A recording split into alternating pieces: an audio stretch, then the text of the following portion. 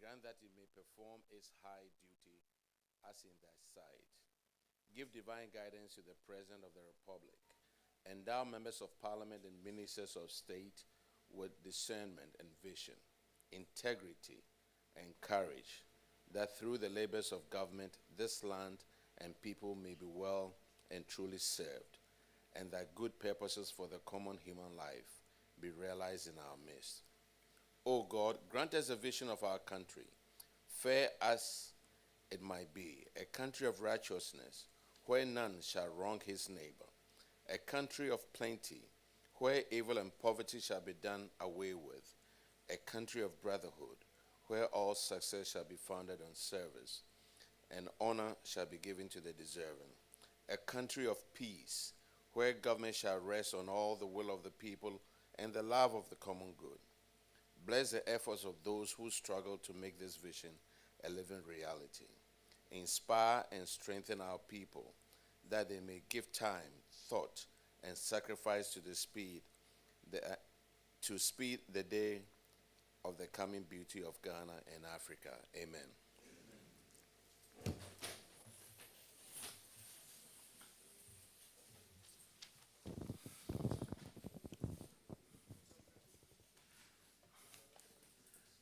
We will start by introducing ourselves, the members of Parliament, and then also when we call your ministry, you also introduce yourself.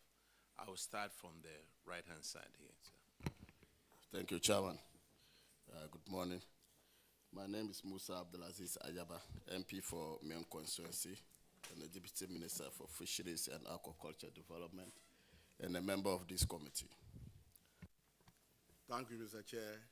Samson Tangwambu Chiragia is my name, MP in Navrongo Central, and a member of the committee. Good morning. My name is Samuel Atamils, MP for Commander Edina Iguafo Abrim, and the Vice Chair of the committee. Today I'm sitting in for the Chairman. My name is Kofi Ochri Ajikum, MP for Fantia Kwasaf, the ranking member of the committee. Isaac Yao Opoko is my name. I represent the good people of Offenso South, and a member of this committee. My name is Kojo Treme, Assistant Auditor General, Audit Service. Good morning. My name is John Ngoza, Assistant Auditor General, Audit Service. Good morning. My name is Michael Addo, Assistant Auditor General, Audit Service.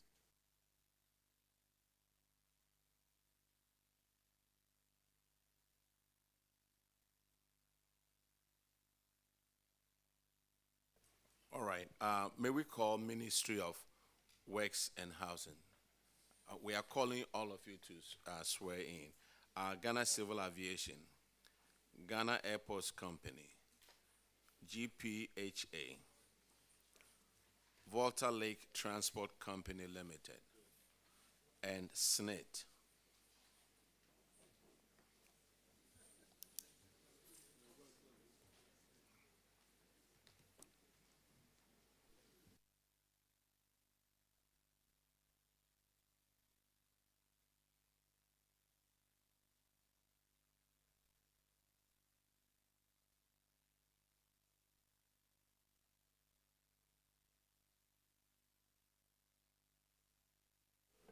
Okay, may we also add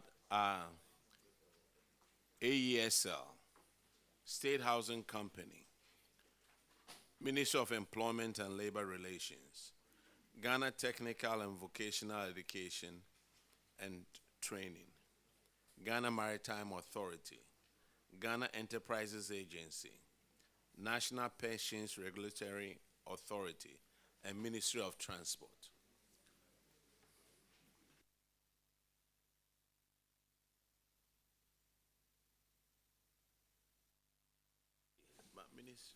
Ministry of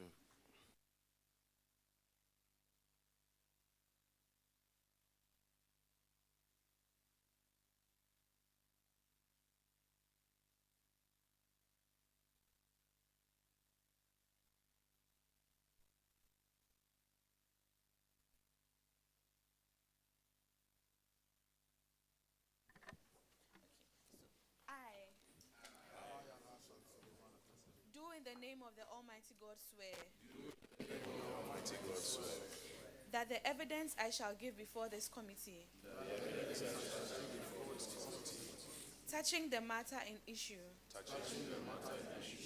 Shall be the truth. The whole truth.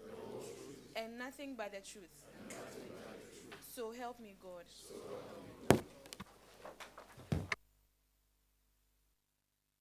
Okay, can we get SSNIT to sit first, please?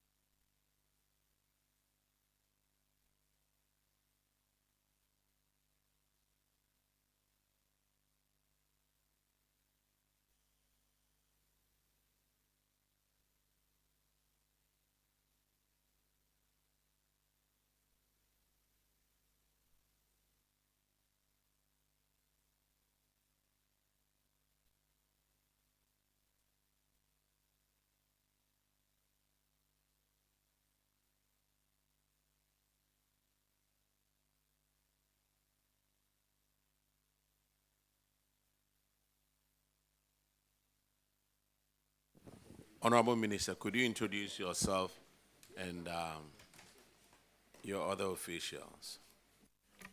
Thank you, Honorable Chair. My name is Ignatius Bafoua. I'm the Sector Minister responsible for issues of employment, labor relations, and pensions. I also double as a Member of Parliament for Sunyane West. If you allow me, I will respectfully ask them to introduce themselves. Kofi Osafo-Mafo, Director General, SSNIT. Juliana Pedepo, Deputy Director General, Operations and Benefits, SSNIT. Joseph Poku, Chief Actuary, SSNIT. Patience Equius, General Manager, Investment, SSNIT. Kwame Edu Dakwa, Deputy Director General, Finance and Administration. Kizito Balance, Chief Director for the Ministry.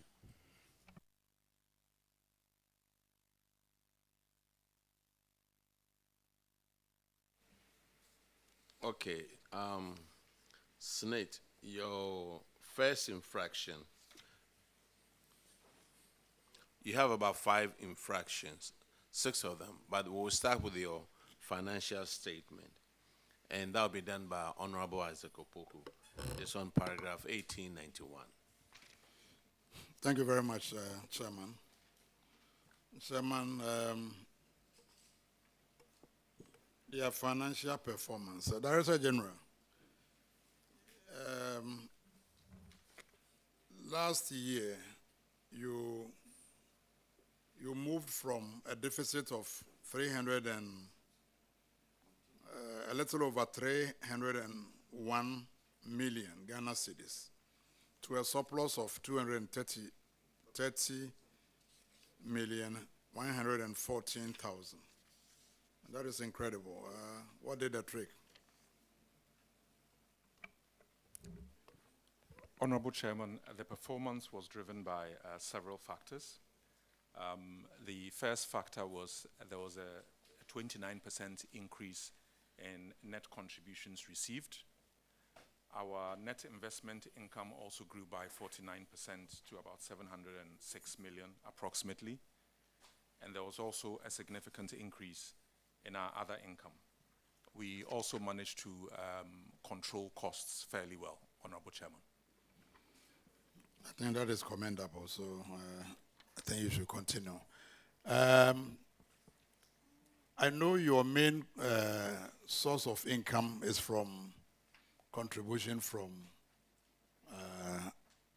members. Can you tell the committee what are the sources of other income?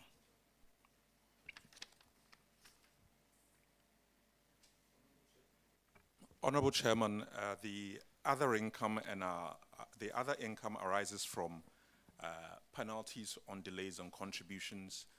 There are some exchange gains in there, and also income from some of the sales of our properties. Okay. Chairman, I think I will ask my last question. It's about the current ratio. It's slightly better than the previous year. 2021 was 1.4 to 1, and this year is improved slightly from the 1.1 to 1.6. So it's not too bad, even though you are still below the standard ratio. So we can only encourage you to improve upon it. But it's not too bad. At least you've improved upon that from the previous year. So, Mr. Chairman, I think that would be all from me. All right. The next infraction is on the management issues. We'll start at paragraph 1900, and Honorable Sampson will take them. Thank you, Mr. Chair. I think this issue, the last meeting, it came up. It has to do with 8.03 acres of land and commercial units. There are some preambles, some minutes write up about it, but what is very serious is that the auditors are saying that they noted from their review and correspondence between SSNIT and then the Switch Bank Limited, that SSNIT had not taken possession of the asset, which is 8.03 acres of land. Please, can you bring us up to date with this issue? There's a lot to discuss. We want to understand this issue very well. Honorable Chairman, I think it would help if I could give some initial background to the project and what has taken place there. Honorable Chairman, this was a project that we commenced in 2008 and was funded by mainly debt. The debt was financed by a couple of banks, being Fidelity and Bank of Africa. The debt was taken out in 2013 in August. As a result of some operational delays that we had and delays in completion, we were not able to complete the project on time. The bankers called in the debt. Based on our assessment, that's SSNIT's analysis, the value of the assets that we had completed and the land far exceeded the value of the loan. The debt was joint and several in terms of the collateralization. And so SSNIT, after signing a shareholders agreement with the other shareholders, redeemed the loan. Mr. Chairman, subsequent to that, one of the shareholders went back on the contract, and so we've proceeded to court to effect the swap of the assets, and that is where we are. But as I noted, Mr. Chairman, the value of the assets exceed the loan, and therefore it was in our interest to ensure that we exercise and pay the loan. Mr. Chairman, SSNIT spent about $29,986,367.92 to Fidelity Bank, Bank of Africa, for the syndicated loan taken by SDL.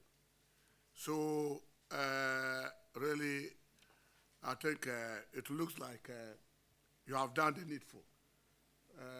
What stated that? What makes your other party thinks that he has to send you back to court? Because I think the right thing has been done. We have taken them to court. You have taken them to court. We have taken them to court because they went back on the resolutions agreements. The agreement was that once we pay for the loan, the assets should be discharged to SSNIT. They want, because they are part of the company, they want a different value for the assets, and we dispute that, and so we've taken that to court. But we are confident that we will win. Chairman, very well. They are in court, so let's pray that we win, because we are spending a lot of money on it. Thank you very much. Auditors, are you up to date with this? Honorable Chair, we are aware the matter is in court, but where it has been, we cannot confirm. But we are aware the matter is in court. Then I think you need an update, so can you follow up so that the next time we meet, we will also be up to date as to where they are. All right, your next infraction is on paragraph 1909. Honorable Dr. Kisi will take that. Chairman, this is a very straightforward one. Double payment to contractor in the sum of 147,000 Ghana cedis. Two things. Has it been returned to SSNIT? No, it hasn't. Again, there we've taken GT Bank to court, but we are very confident. What happened there was that there was a payment into an account in error. That's the First Allied Savings and Loan account at GT Bank. GT Bank was in dispute with First Allied over the payment, some amount of money, and they took possession of that cash. And we've taken legal action on that. We are also going to seek redress with the BOG, but again, we would get that resolved. I'm rather now confused, because I was under the impression that the contractor had two accounts, one with Allied Savings and Loans, which you initially paid in October of 2018, and then a year later, payment was made to the same company at a different bank. So where lies the dispute?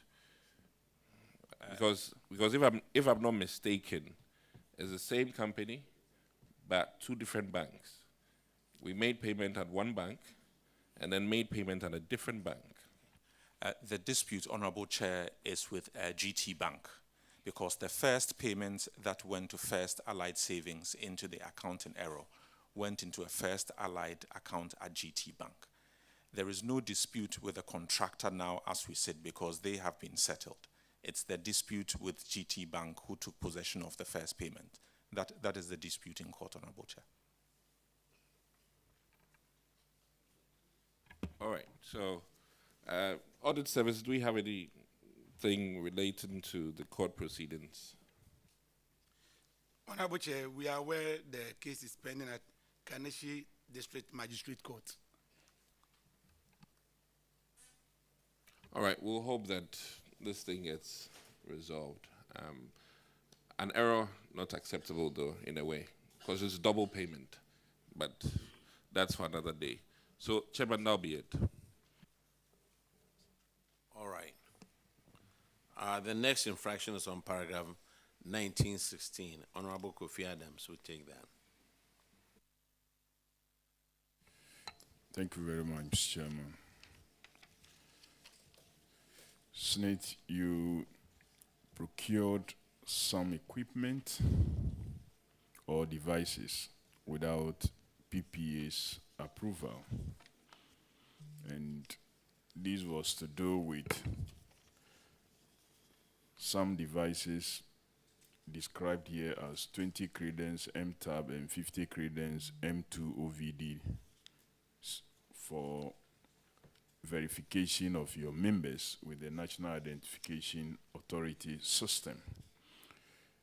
The equipment so supplied malfunctioned, and the supplier replaced them with a new one, which per the data we have here was less than what was involved in the original contract that you signed in September 2021. The problem here, however, was that you did not seek PPA's approval for these replaced equipment. Why was this the case? Let me see if you have any meaningful explanation, since this is procurement infraction. Honorable Chairman, if I can state that we have had the PPA ratify the approval, but if I can give some background to that, please. The situation there was that we were supplied biometric verification devices and fingerprint scanners. The verification devices were faulty. We sought approval from the PPA at the initial, for the initial purchase. Now, when we discovered they were faulty, we asked the same company to replace them. And it is that replacement that did not go through the PPA, but we've subsequently had that decision ratified. The differences that are in the report are due to the fact that the value of the replacement biometric verification devices, or let's say the price for each unit, is different from the price of the originals. So there had to be a reconciliation, hence the figures you can see in the report. But we have had that ratified, Honorable Chairman. Okay, but did you have a technical approval for this replaced equipment, considering, just looking at the pricing and differences, is it serving the same purpose? And have you achieved the intentions of the original contract, considering that those machines didn't work and they have been replaced by a different set of machines and not same? Honorable Chairman, yes, they have been replaced. They are working very well. We can currently verify with the NHIA in under a minute. So the verification devices are working.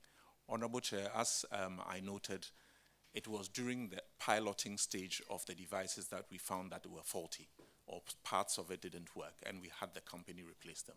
So the replacements are working very well, Honorable Chairman. Well, I don't know whether you got my question. I was asking, I order for maybe a phone, a particular phone. It's supplied to me. You will find it to be faulty. But instead of a new of the same being supplied, now they bring you a different phone completely. And that different phone is even less expensive than the original one that you had gone for. And I was only asking whether the one that was to be supplied originally was out of stock, no longer in market, no longer in use, or it is the system of that particular machine that didn't fit the NIA systems, and so you have to go for a new one, or you just choose that, okay, this is what is available, we are giving you that for a replacement. Honorable Chair, as we noted, it was the system that wasn't working. So it didn't operate as was anticipated. So it was faulty. And based on the discussions that we had with the company, it was better to go for the new device. I think we didn't want to double up on the device that wasn't working. So we got a replacement. And Honorable Chair, as I noted, the new devices are working very well, and we can do the biometric verification in under a minute. So what happened to the difference in? We got more devices, Honorable Chair, of the same value. So we replaced it with a number of devices of the same value, Honorable Chairman.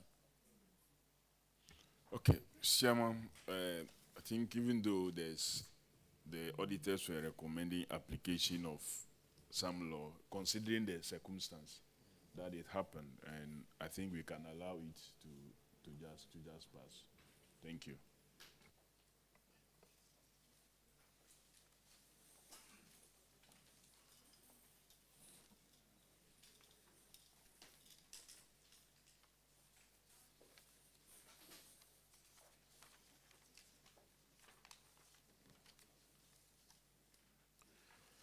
You see, if you read paragraph 1920, we recommended that the sanctions under Section 92 of the Public Procurement Act 2003, Act 663 as amended, should be applied to the officers involved.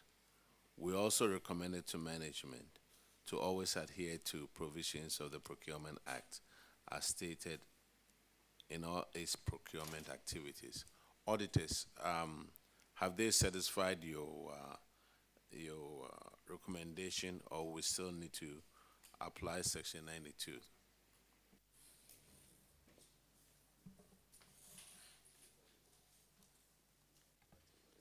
Honorable Chair, we recommended Section 92, but subsequently they went for ratification from PPA. So, Honorable Chair, the decision is yours. Thank you.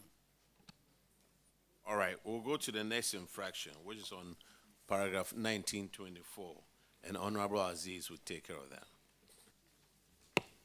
Thank you, Chairman. SSNIT, you did some works on your Takwa office and Asante Mampong office, and the contractor couldn't carry the work out to specification. So you were asked to ratify this challenge. With the Takwa one, per the explanation given, the auditors were okay with it. And they only asked you to seek for management approval. So I want to find out if you have gotten this approval from management. And with the Asante Mampong one, you were supposed to work on the defect. So are you able to work on this too, please? Honorable Chairman, in both the Takwa and Asante Mampong cases, we have rectified all of them and acted in line with the auditor's recommendations. Please. Auditors, can you confirm this?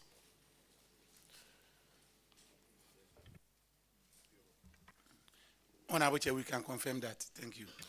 Chairman, I yield to you. Thank you. Okay, the next infraction will be taken by Honorable Bauer. Is paragraph 1937. Thank you, Mr. Chairman. And the third infraction relates to the Great Tie solar electrical power system without the net metering system. The auditors noted that you installed a Great Tie solar electrical power system with a capacity to produce 22.4 kilowatts and then 24.8 kWp on your offices at Gambaga and then Konongo. However, you did not install a net metering system that will be able to determine the amount of power that will be used or that will be reversed onto the national grid. And the recommendation was that you should ensure that the contractor goes back to install this net metering system. Can you bring us up to speed as to the recommendation of the auditors?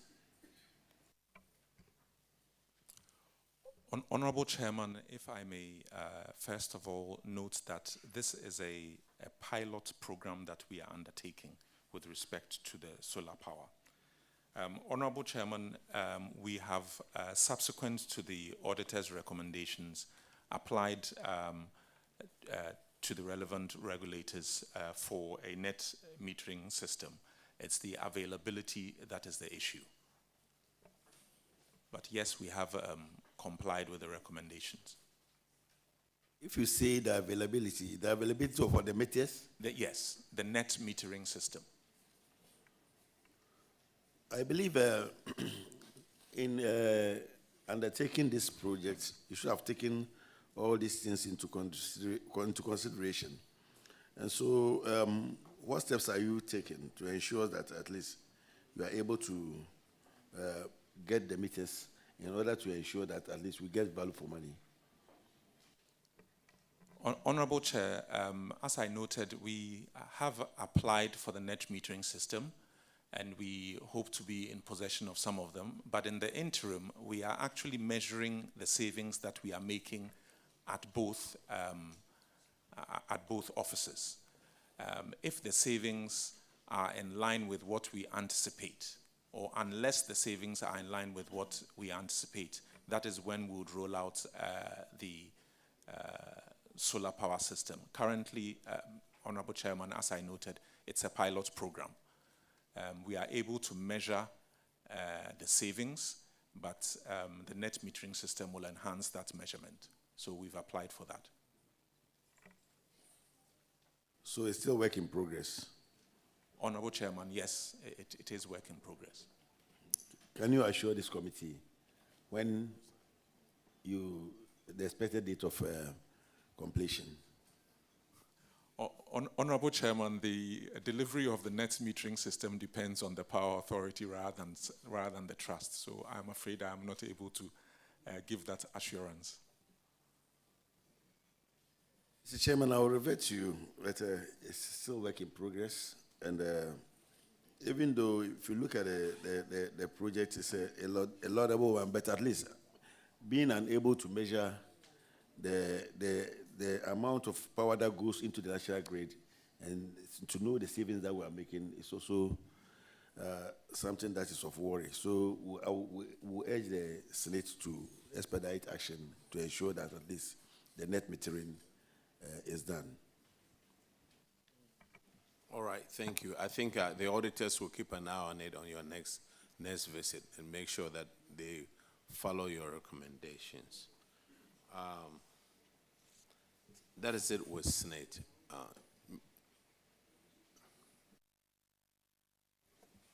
You are discharged.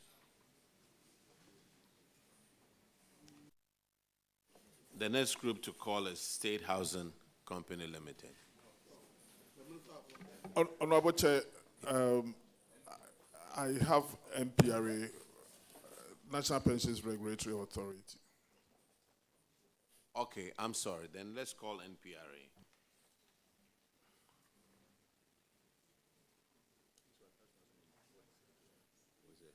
It's a National Pensions Regulatory Authority.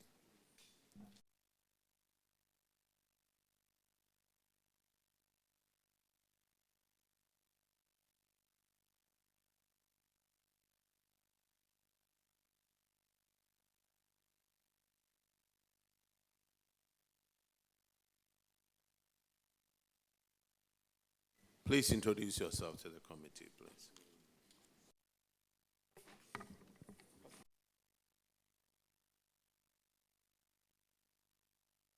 Please use a microphone. Oh, sorry. I'm John Kwenimro, the Chief Executive. Honorable Chair, my name is David Abe, the Deputy Chief Executive. Honorable Chair, my name is Justice Uru, the Finance Manager.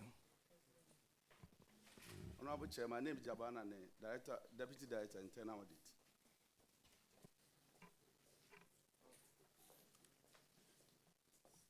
Okay, you have 2 infractions, and let's discuss your financial statement. Now, NPRA.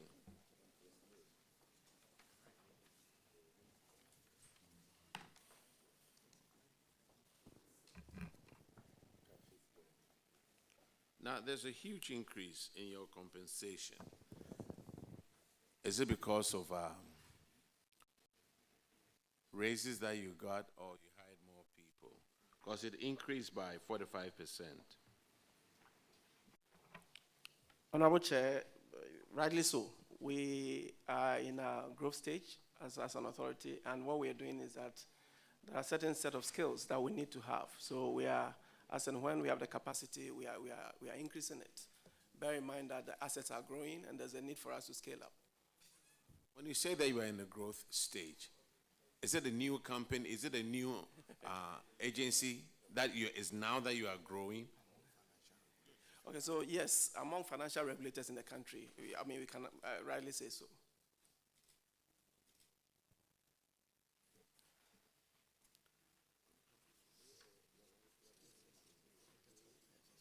Okay. Anyway, your current ratio is 1.5 to 1.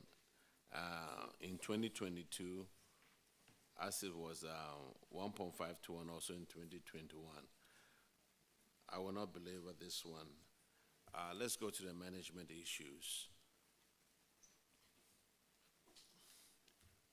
Your infraction is on paragraph 1862, and Honorable Isaac Opoku will take that. Thank you very much, Mr. Chairman. Chairman, 1862 is non-compliance with NPRA's investment guidelines. And there are a number of issues in relation to that infraction. The first one is that from sampled investment summary reports and on and off site reports, that's 22 service providers. They exceeded the 5% maximum threshold per issue of investments in the collective investment scheme. The second one is that the service providers engage in related party transactions within the period under review, contrary to Section 179 of the National Pension Regulatory Act. The third one was that the auditors noted that the service providers did not submit the proposals or roadmap for implementing recommendations made by the on-site investigation team to NPRA board. So the recommendation is that management should ensure that service providers who invested above the maximum threshold rebalance their investment to align with the investment requirements in line with the NPRA's investment guidelines, and impose sanctions on the service providers who are found to have engaged in related party transactions. What have you done with regard to this recommendation? Okay, Honorable Chair, we have actually implemented the recommendations as at July 2023. Basically, what happened was that as of 2022, we had the collective investment upper limit, maximum limit in terms of investment allocation of 15%, and then per issuer limit of 5%. And also during the same time, due to the banking sector cleanup, we had to actually work with the industry to deal with some of the requests that they had in terms of moving funds to the government of Ghana instruments at the time, and it was really a good decision to make. So we allowed, based on the request we had from the trustees, to actually move towards the GOG, which was seen to be a safe investment asset class. So we did that. But Honorable Chair, following that, those who had actually done some exposure in the collective investment schemes were asked to rebalance, and they have actually all done that as we speak. Thank you very much. Have you made evidence of these agreements to the auditors? Yes, sir. Auditors? But in a letter dated on the 19th July 2023, we had actually shared our implementation evidence with the Auditor General's Department. Auditors, can you confirm?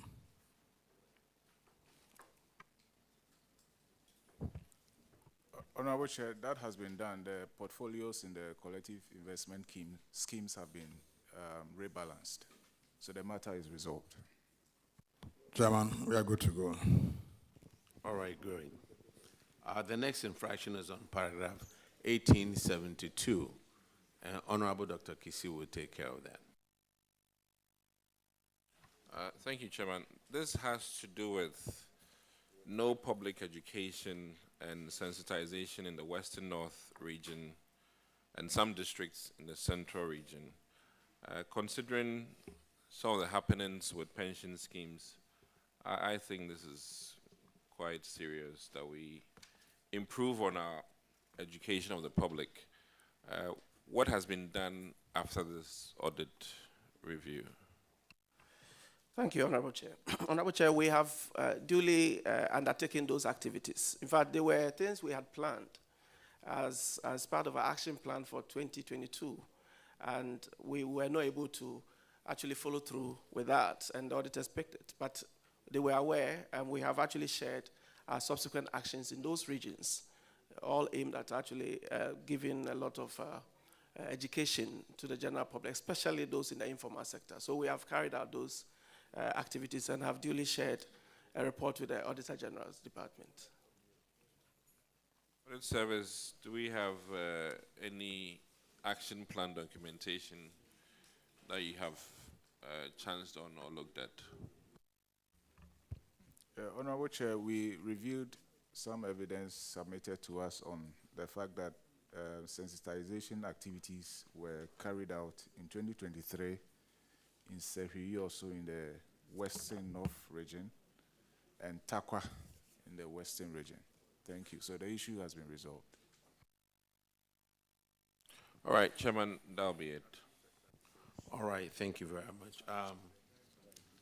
Honorable Minister, NVTI is also part of yours, right? No, NVTI has been moved to Ministry of Education, so they are no longer ours.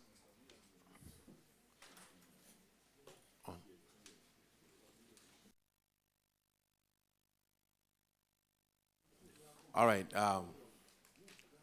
National Pension Regulatory Authority, you are discharged. Most grateful. A minister, you could go with them. Thank you.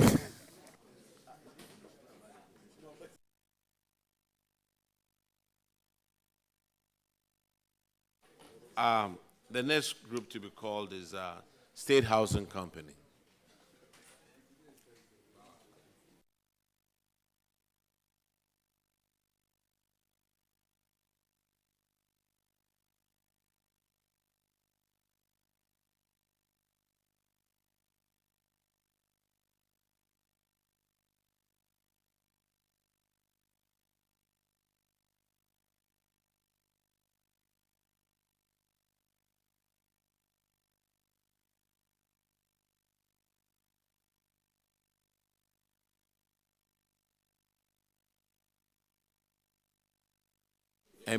And Minister, AESL could also join you.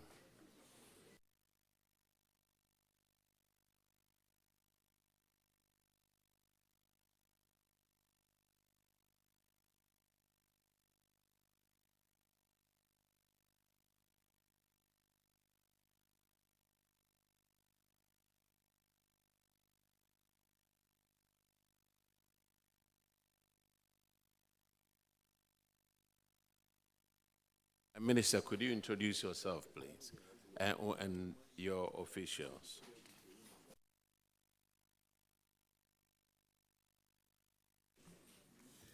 My name is Emmanuel Duse, Finance Director, Ministry of Works and Housing. My name is Bernard Ayensu, Director, PPBME, Ministry of Works and Housing. My name is Selassie Exwa, Internal Auditor, Ministry of Works and Housing. My name is Ebenezer Sam, HR, Minister of Works and Housing.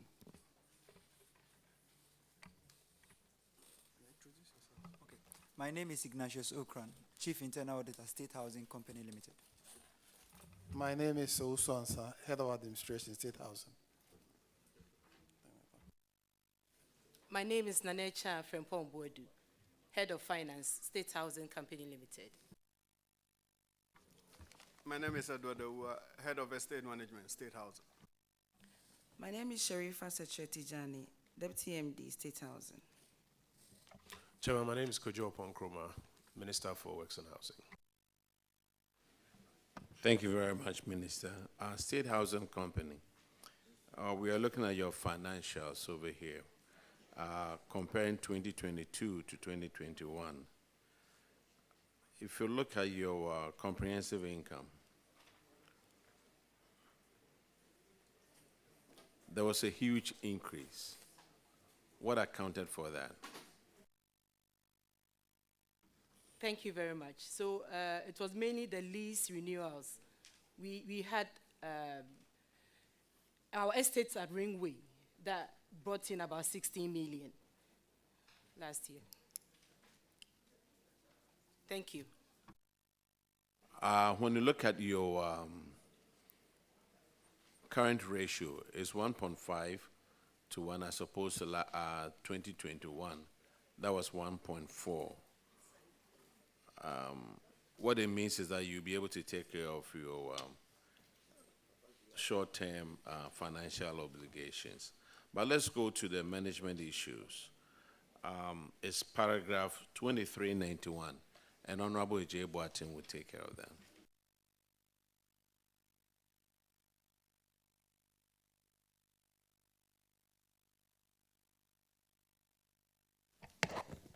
Thank you, Mr. Chairman. The issue here is expiration of head lease agreement between State Housing Company and landowners. And the auditors noted that a number of your properties, I think that there's a long list, Greater Accra, Eastern Region, Volta Region. I think that the document is in front of you, so you can peruse that one for the details. But the issue is that those leases had expired, and the auditors recommended that you take steps to have those leases renewed. Can you tell us what has happened with those leases?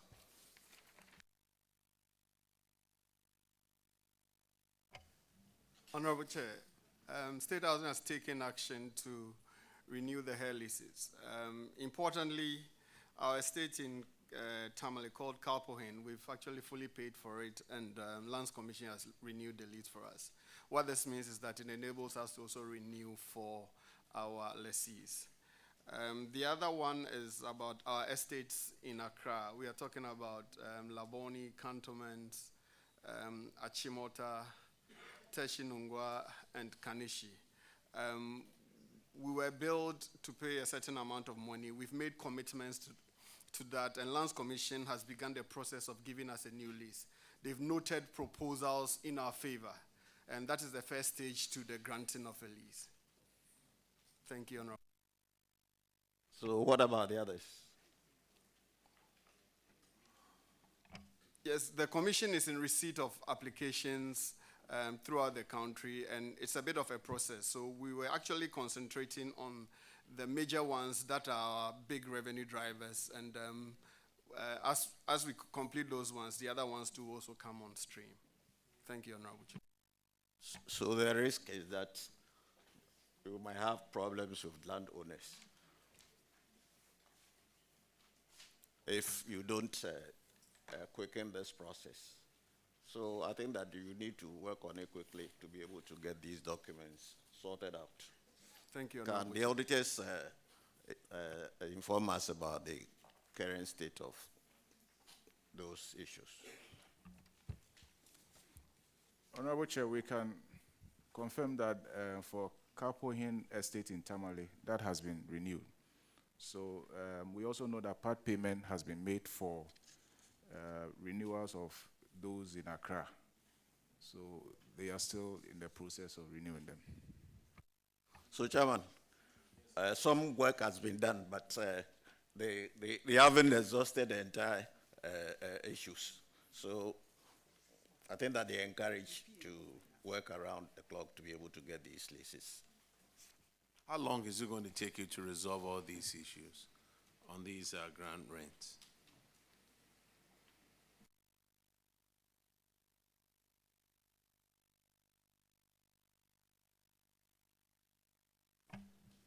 Yes, Honorable Chair, it's not entirely dependent on State Housing.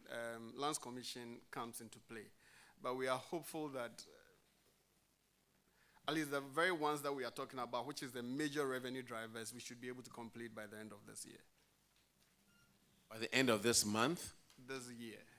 Or at the end of this year? Okay, we'll hold you to it.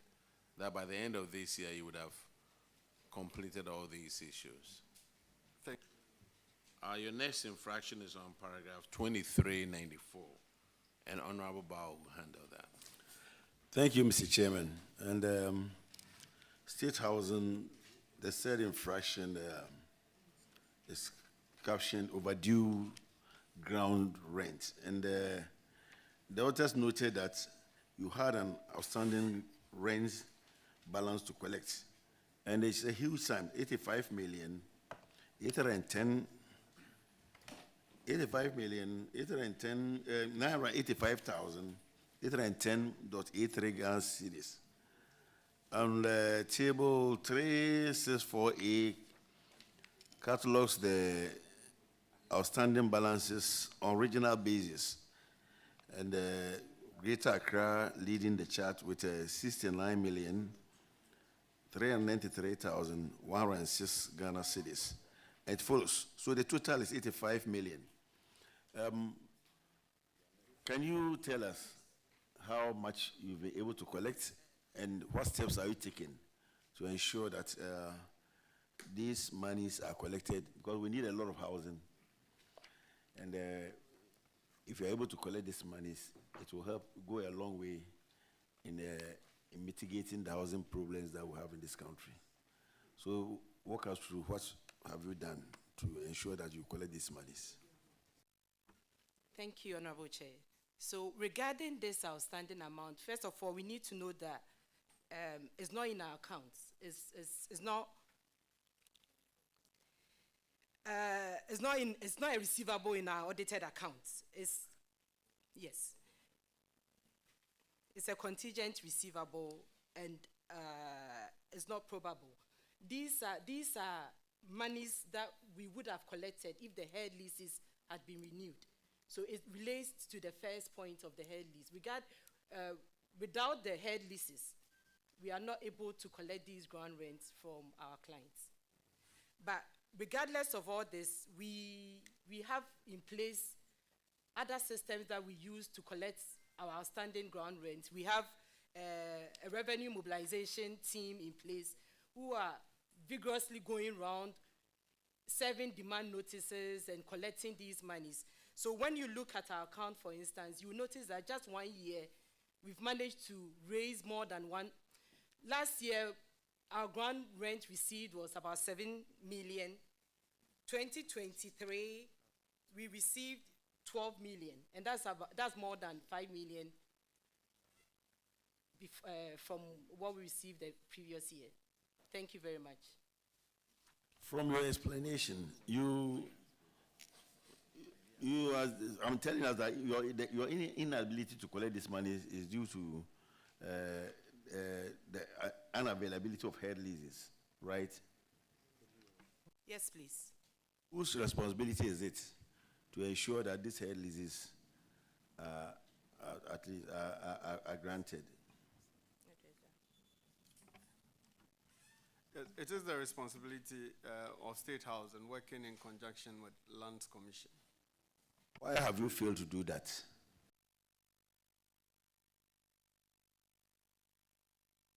Honorable Chair, as I said, some of it is legacy, and to the extent that we've become aware of some of the leases that were expiring, that is when the applications for the hair leases were renewed.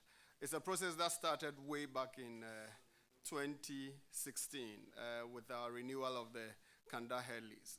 It hadn't actually expired. There's something we call surrender and renewal. So if you have a lease, if it's just about to expire, you can give up what you have, the residue of what you have, and then get a bigger term. Honorable. So we are doing that, Let me ask Honorable Chair. Let me ask you a question. So what do you mean by legacy?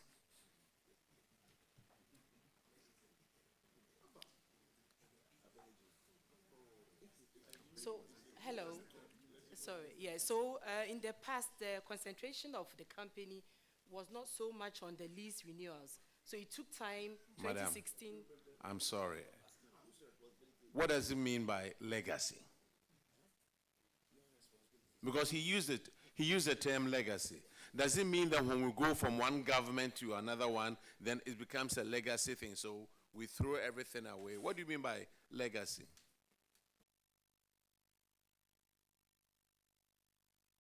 Why don't you talk about the assets that you also got from before 2016?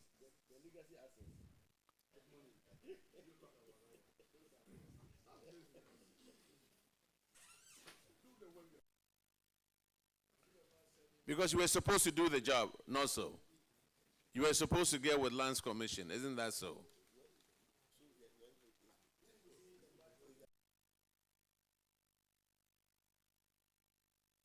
Mr. Chairman, thank you for your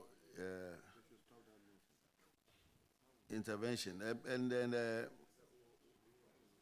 I want to find out, Mr. Minister, we have a lot of money with people that has been cataloged here. If you look at the report, both on the table 364A and 364B, 85 million, it can do a lot. So what are you going to do to ensure that these head leases, that is the reason why these monies are not being able to be collected, is renewed, and so that at least we will have the mandate to collect this money? Chairman, they are currently going through a process of getting the renewals done. The challenge has been that the initial quotations that come from the Lands Commission are extremely high, and if they are to sign off on that and pass that on to beneficiaries at the end, those rates will be very high. So they are going through a process of negotiating for some better rates from the Lands Commission so that they can also then do the subleases that they need to. Thank you, Chair. How long is that going to take? Can you give us timelines? As he mentioned earlier, it is not entirely dependent on them. It's a negotiation with the other party. And so they would try and do it within reasonable time, but they will require the cooperation of the Lands Commission to arrive at an early date to achieve that. Mr. Chairman, I think if they cannot give us timelines, we have to give them timelines to ensure that these monies are collected. Yeah. We are giving a timeline to finish this project by the end of the year. Because one more year coming, it means everything from 2019 will be a legacy debt, and then we will leave that one. So by the end of the year, auditors, could you please make sure that you keep up with it, please? The next infraction is on paragraph 2402, and Honorable Aka will take care of that. Thank you, Chairman. It was noted by the auditors that ledger balances had accounts which did not have any supporting documents to justify their existence, and you were asked to deal with that problem. What have you done about that?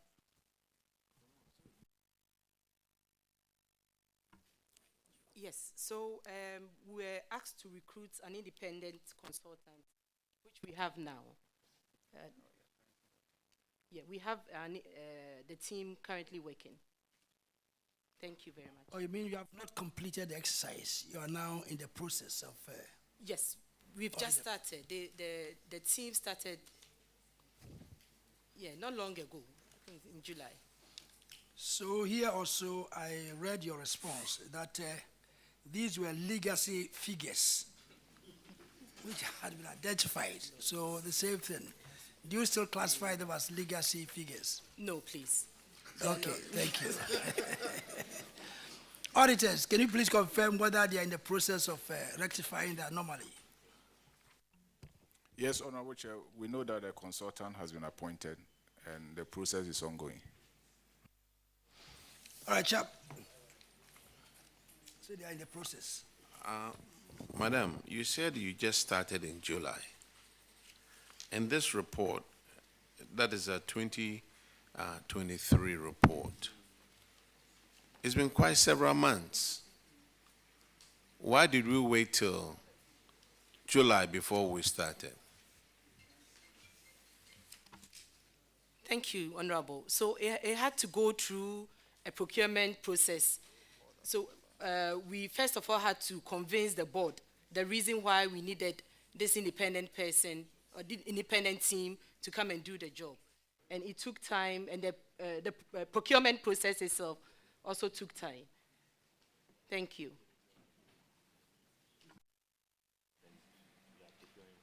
These are documents without supporting documents. What do you procure? Is it the independent person?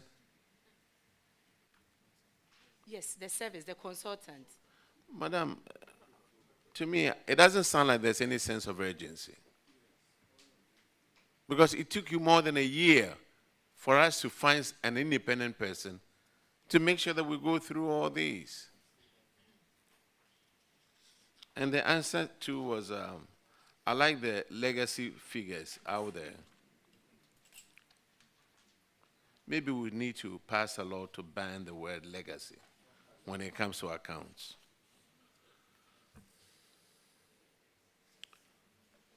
Okay, Minister, you have AESL there with you, right? We might as well take care of AESL.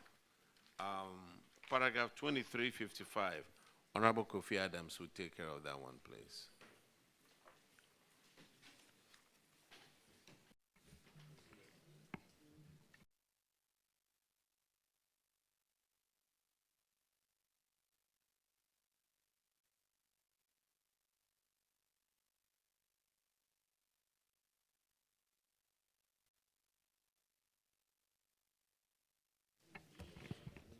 AESL, your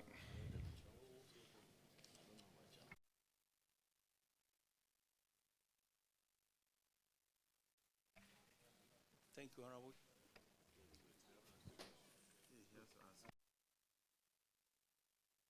well, if you can introduce yourself, so we take it up from there.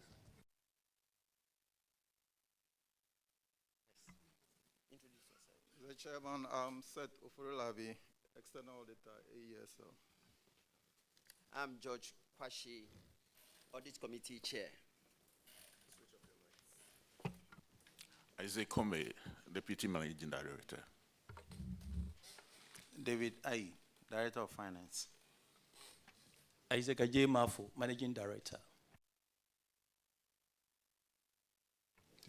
Thank you very much, and you're welcome.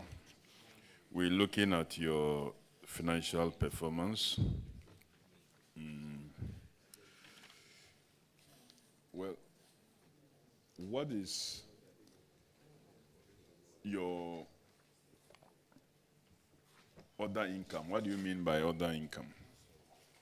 If you look at your income, the table dealing with the statement of financial performance, you have revenue and other income. What is other income?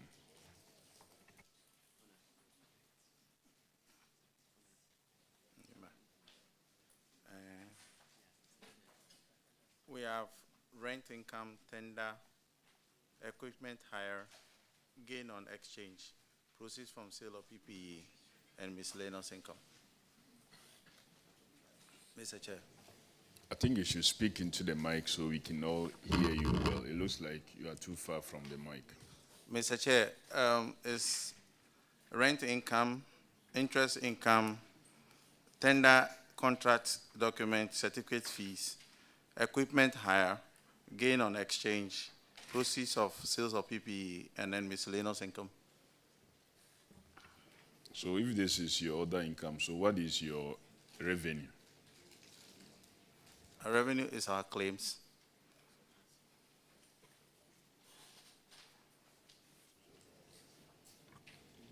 There was quite a jump in your total expenditure for the year under consideration. Any explanation to that? About 65% jump. Your general operations and other administrative expenses actually also went up by 18.6%.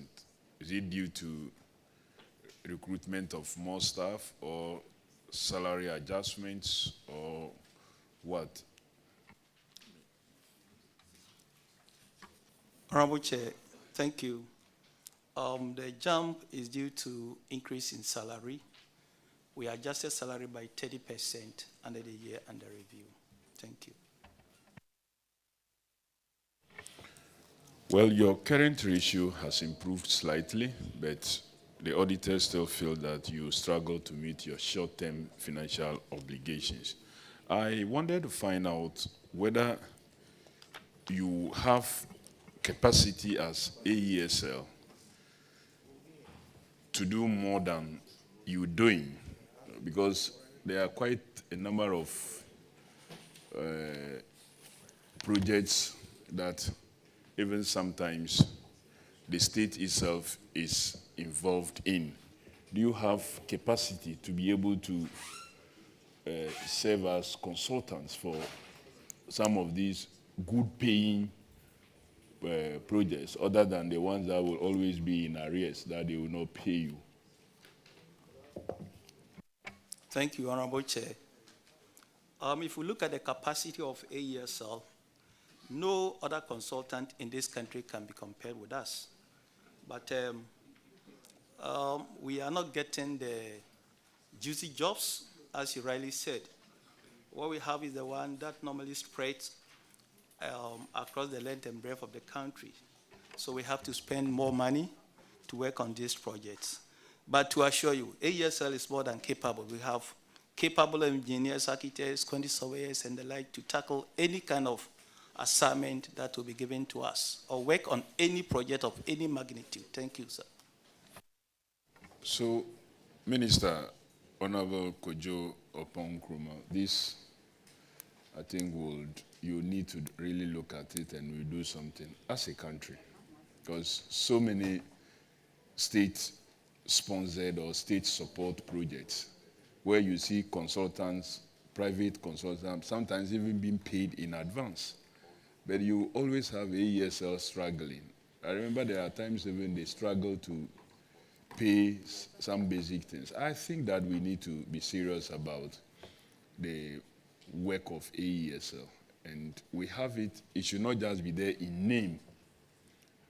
I don't know how many of the Agenda 111 projects are you consulting? Honorable Chair, AESL was not given any of their projects. However, we were subcontracted by one of the consultants to work on one of the projects for which they found it very difficult to assess the place. That is Tiasi. That is the only project that we are working on under Agenda 111. Thank you.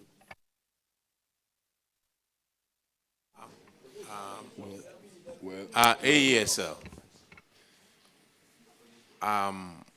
You just gave yourself nice testimony about how great you are and everything else. I would suggest that AESL in particular, you have something called secret shoppers. And you find out from some of your clients what it is. Every member of parliament over here, at one time or the other, had gone through AESL. And we know what we are asking. Now, let me ask you about your financial statement. 2021, you had a total income of 17.4 million. You turned in 149,000 cedis profit. 2022, you turned in 22 million. But you turned in a loss of 1 million. Can you explain that?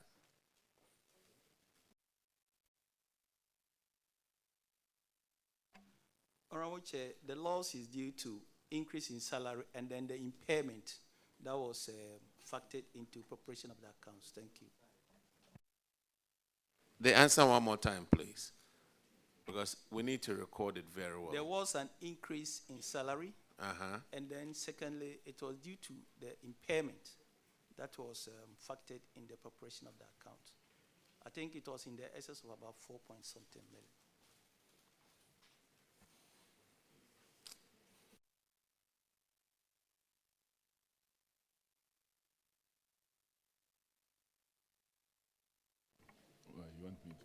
So, Mr. Chairman, I was only going to find out, and I thought that's where he said net impairment recovery as one of their expenditure item. What exactly is net impairment recovery as captured in this report? Well, and that is roughly about 4,557,751 Ghana cedi. What exactly goes into that component? You speak.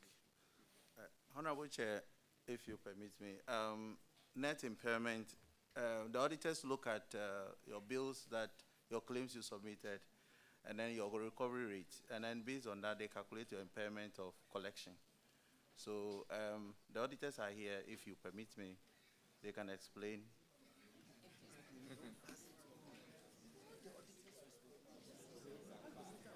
But the problem,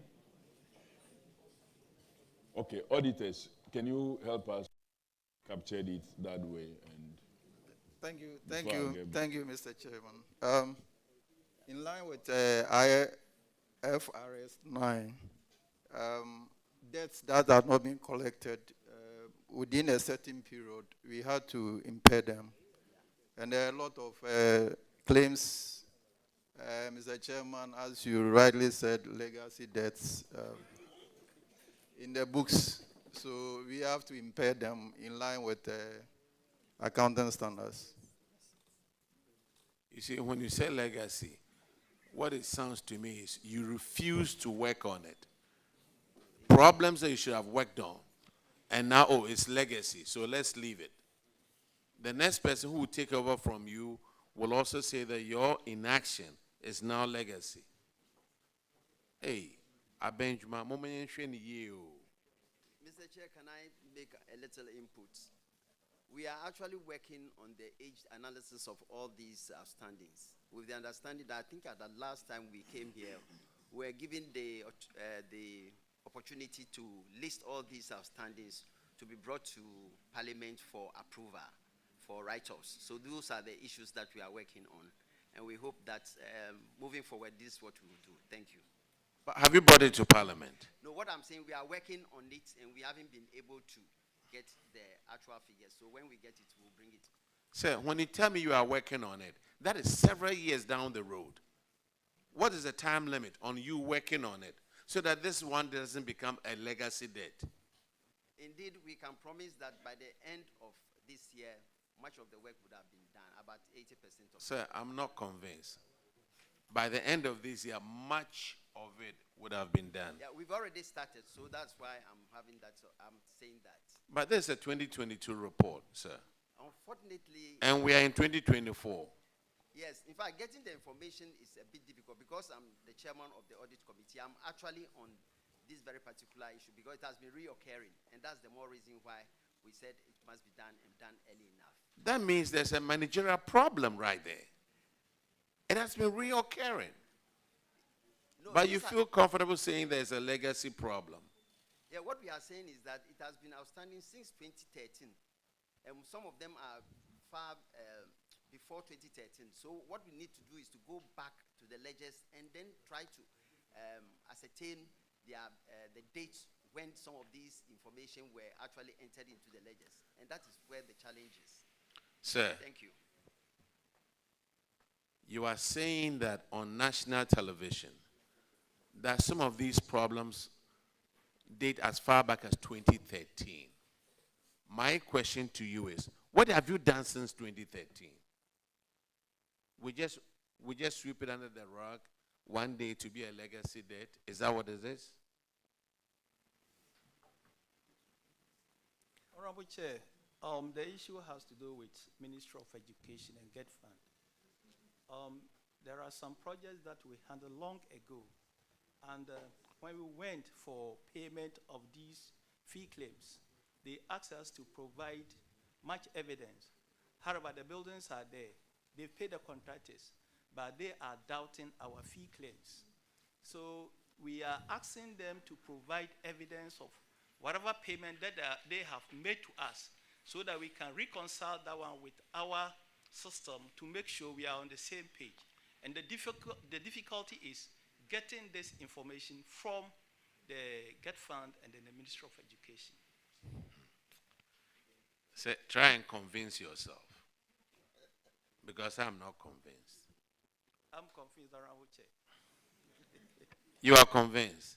You were giving yourself glory, praising yourself all this time about how great you are doing, and paperwork from 2013, you couldn't handle it, and you come and sit here and tell us that it's legacy debt. And now we are being told that we've started working on it.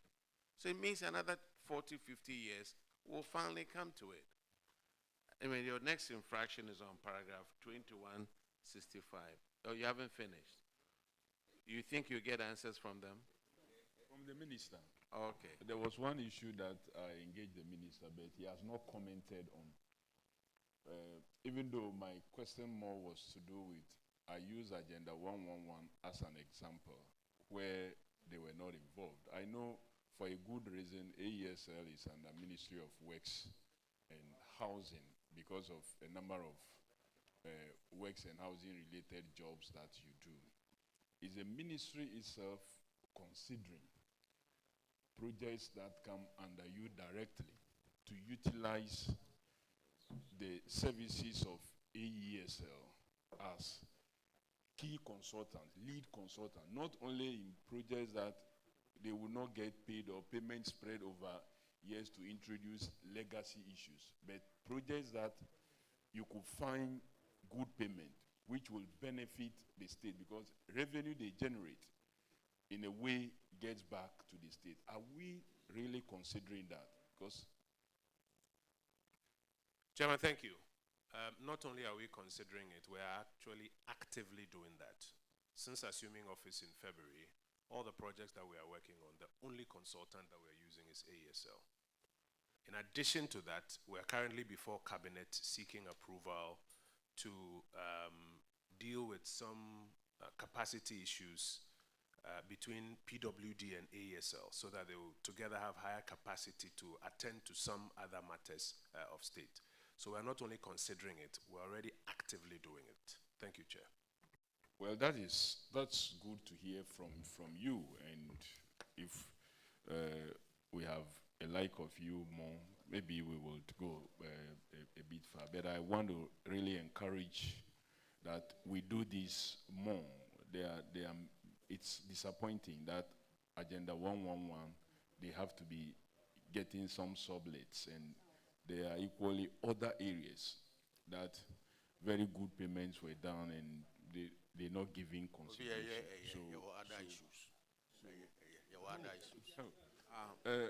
The next infraction is on paragraph 2365, and Honorable Azeko Poku will handle that.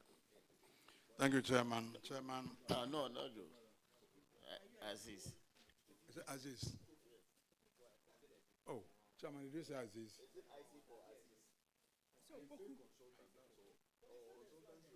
Aziz, you are a deputy minister. You want me to take? Chairman, thank you very much. 2365 is undue debt from projects clients. And AESL, the Ministry of Education is owing you 15.7 million Ghana cedis, local government 11.3 Ghana cedis, and others 8.5 Ghana cedis, 8.5 million Ghana cedis. So altogether 35.7 million Ghana cedis.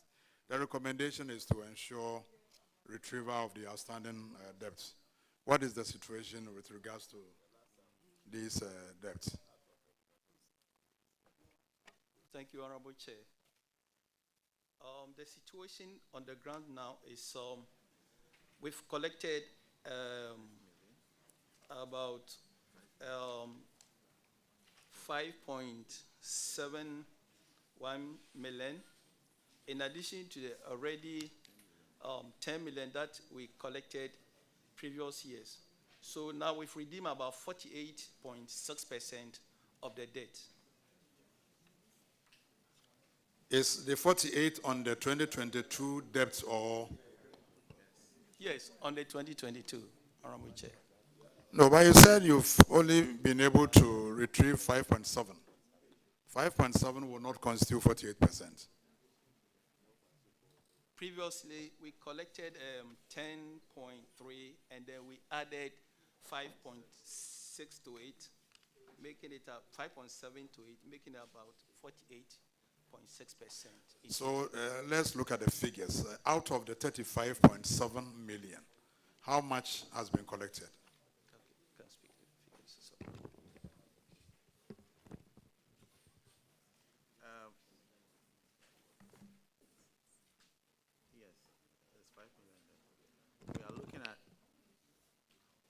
are looking at about 60 million. About 60 million. about 16 million. Yes, having collected. How much is coming from the Ministry of Education? That is the lowest. In addition, it's 1.1. Ministry of Education has paid 1.1. Yes, that's the update. And 5 million. I think they are the list.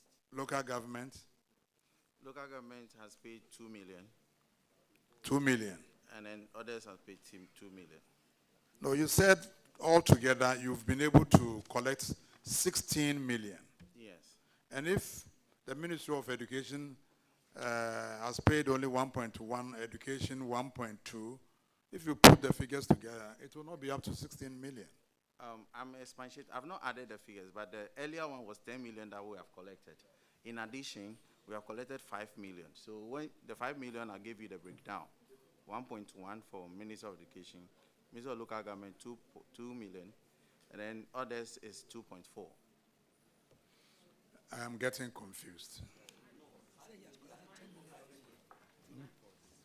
It's not 16. No, because it said 48%. So I wanted how it translates into figures. And he said 16 million. 10 plus 6. 5 million, 5.7. The 10 is already there. Yes. From which ministry? The 10 I don't have. Where? No, 10 is not yet. Oh, okay. All right. Okay. So when do you hope to be able to retrieve the outstanding amount? Are you able to give us some timelines? Currently, our challenge is the Ministry of Education, that's get fund. Your challenge is with Ministry of Education, that's get fund. We want to reconcile with them to finally get the accurate figures, then we can move on them to pay. That's the reconciliation is what we are working on right now. Have you written to them? Yes, we got into them, and then anytime we get there, they said they are busy on a new project, so we should give them ample time.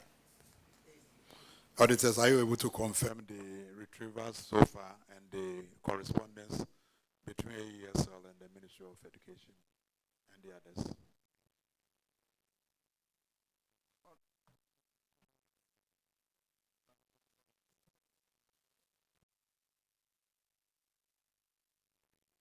Honorable Chair, we are yet to be given the evidence for the retrievals.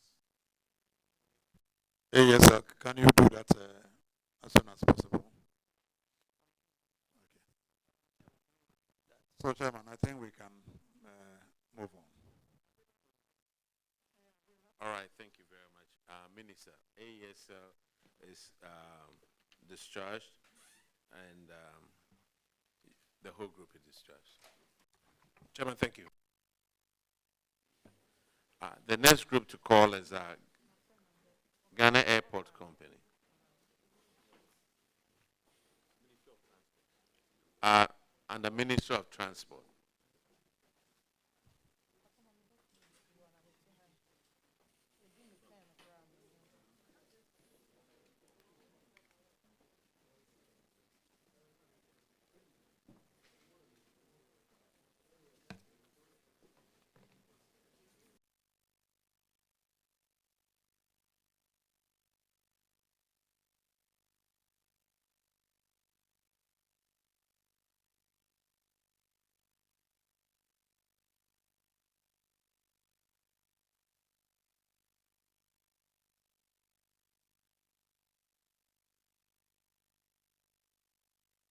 Could you please introduce yourself to the committee?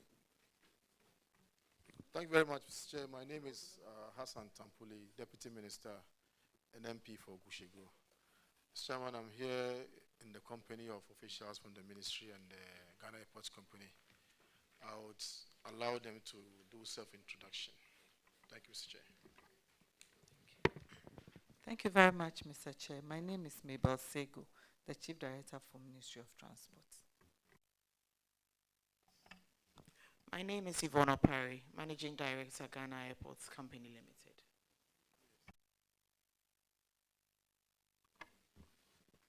My name is Robert Estego, Human Capital and Office Services, Ghana Airports. Mr. Chair, my name is Mark William Atipo, Director of Finance, Ministry of Transport.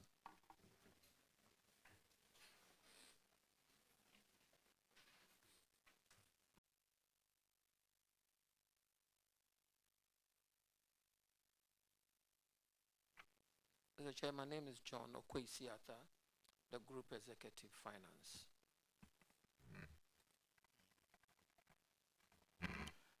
Honorable Chair, my name is Peter Idwedode, Manager for Treasury and Investments, Ghana Airports Company.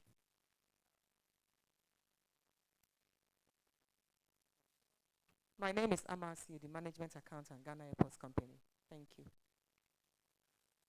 Mr. Chair, my name is Bernard Kuku, Acting Director, Projects. Okay, we'll start with your financials, and Honorable OPK here will start. Thank you very much. You're welcome, Minister. Ghana Airport, if we look at your financials, you made a loss of 175 million as compared to your loss in 2021, which was 252 million. This represents some 30.4% in losses. The last time you appeared before the committee, you indicated that you were engaged in some expansion works in other places. Why do you continue to make losses when we know that you are done with most of your works? For instance, the Kumasi Airport, that was major. We know you are done with it. Are you able to explain why you continue to run at loss?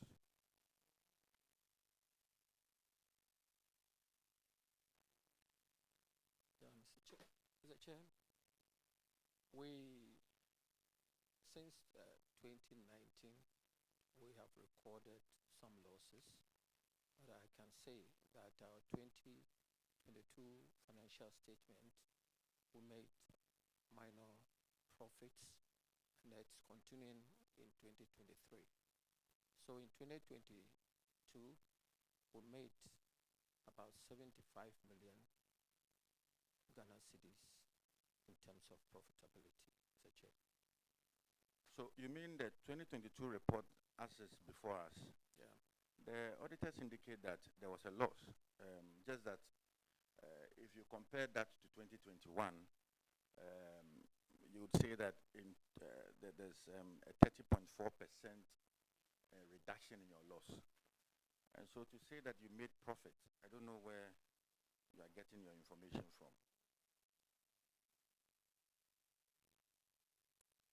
Mr. Chair, if you look critically on the financial statement, there were line items. One was adjustment to the comprehensive income. So the true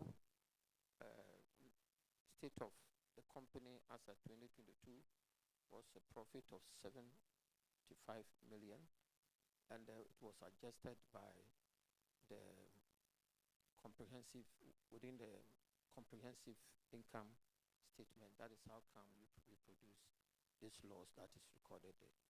So the true state of the company was that in 2022, there was a recorded profit if you look at the financial statement. Yes, I agree with you. I see that here. But we are juxtaposing your revenue generation, i.e. probably maybe you say the profit you make, to that of your expenditure. And we realize that your expenditure seems to be very high. Are you able to tell this committee why it is so? Yeah, Mr. Chair. With regards to the expenditure, we have about 4 categories of expenditure. And in all cases, it is the operational expenditure that looked a bit on the high side, but it was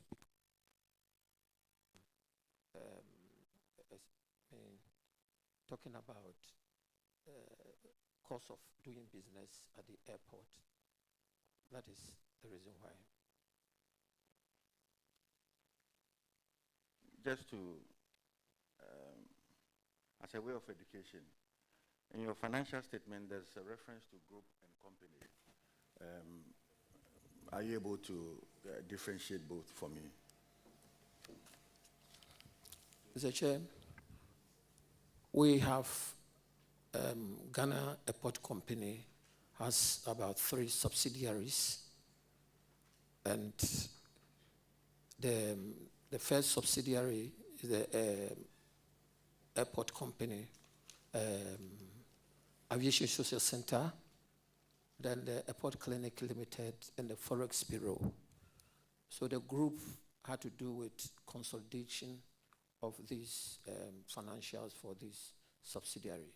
The company is the Ghana Airport Company, standing on its own. Thank you. Thank you. So the auditors say that looking at the current ratio, which has declined to some 0.51 in 2022, there's an indication that your company will not be able to meet its short-term financial obligations. Are you not worried? Shouldn't that be a concern to you? Mr. Chair, we are concerned, and we are doing everything possible to reverse this trend. And I can say that this will not be the case for 2023, because we have actually recovered. So you mean in 2023, if you appear before this committee, and mind you, this is a house of records, and whatever you say, can be held against you. Are you assuring this committee that if you appear before us next year, your books will look good, and that you'll be able to meet your short-term financial obligations? But how are you bridging the gap, and how are you holding the company until such a time that you are able to meet your obligations this year? Mr. Chair, I would like to say that what I said is very true. 2023 will be a different story.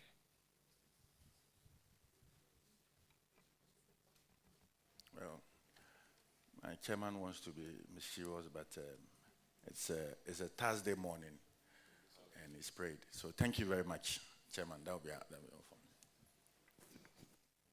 All right. The next infraction is on paragraph 2071, and Honorable Aziz will take care of that one. Thank you, Chairman. Ghana Airport Company. I think this infraction has to do with what Honorable OPK just mentioned. It has to do with consistent operational losses recorded by the company.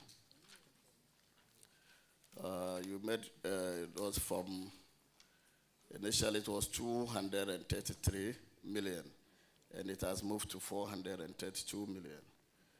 From 2019 to 2022, you've been running at losses, and the auditors advise that you need to control your fixed assets costs, just so that you can minimize your total expenditure and reduce the consistent operational losses. I want to know the measures you have put in place to ensure that you don't record these operational losses. Mr. Chair, we need to indicate that the revenue from the Ghana Airport moves with our activities, operational activities, that is the passenger movement, the aircraft movement, and others. We can see that in 2019, as you referred to, the losses were because we have to, based on the accounting standards, we have to capitalize the borrowing costs at a point, and in 2019 we have to ensure that since the asset, that is the Terminal 3, was in operation, we now have to treat the borrowing costs as an income in the income statement. That called for the loss in 2019. In 2022, we talked about the effect of COVID, and 2021, we actually did not recover fully from the COVID. That is how come we have we had this loss situation in 2021. But in 2022, we had managed to recover about 85% of the passenger numbers for 2029. And as I just indicated, for 2023, we have fully recovered from the COVID in terms of the passenger numbers. So we believe with the level of efficiency that is in operation now, we will continuously have this profitability showing in our books. Thank you, Mr. Chair. Chairman, I will yield this to you. Thank you. All right.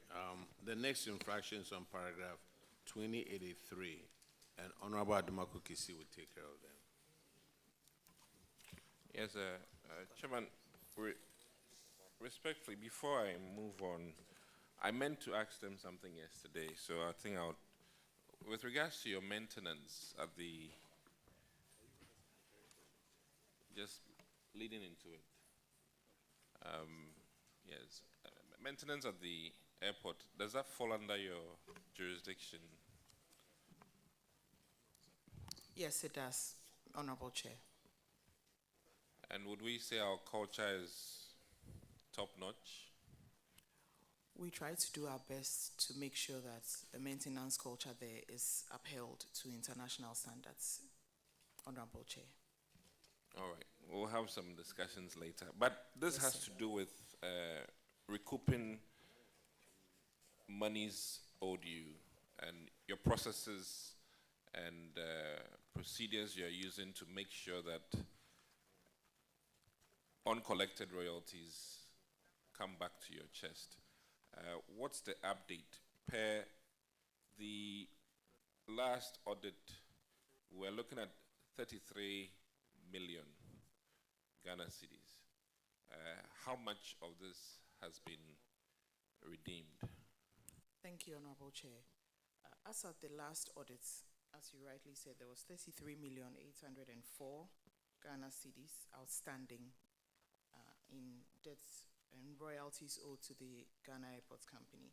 6 months after the audit was done, we aggressively pursued in our debtors and were able to recoup 27.3 million. That left an outstanding of 6,456,000. To date, as we sit here, we've been able to collect that 6 million as well. Thank you. Audit service, can we get confirmation, please? Honorable Chair, Aviation Handling Services has since paid 4,183,967 Ghana cedis. Alliance Media, there's a legal ruling in favor of Ghana Airport Company. AGPC has fully paid, and NIC TC Scan has also paid. Thank you. Chairman, that'll be it. All right. The next infraction is on paragraph 2089. Honorable Sophia will take care of that. Thank you, Chairman. Paragraph 2089. Your infraction here states that airport company, you haven't reviewed your airport passenger service charge for some time now, your charges is 5 cities. And because of that, it is depriving the company from renovating or maintaining the Terminal 2 of Kotoka International Airport. Have you reviewed the charges now? And what is the state of the airport now? Thank you, Madam, and thank you, Honorable Chair. As you rightly said, our APSC, which is the Airport Passenger Service Charge, has not been renewed since 2010. So for 14 years, we've been on 5 Ghana cedis for domestic flights. This has hindered us from being able to maintain a lot of our areas of operations.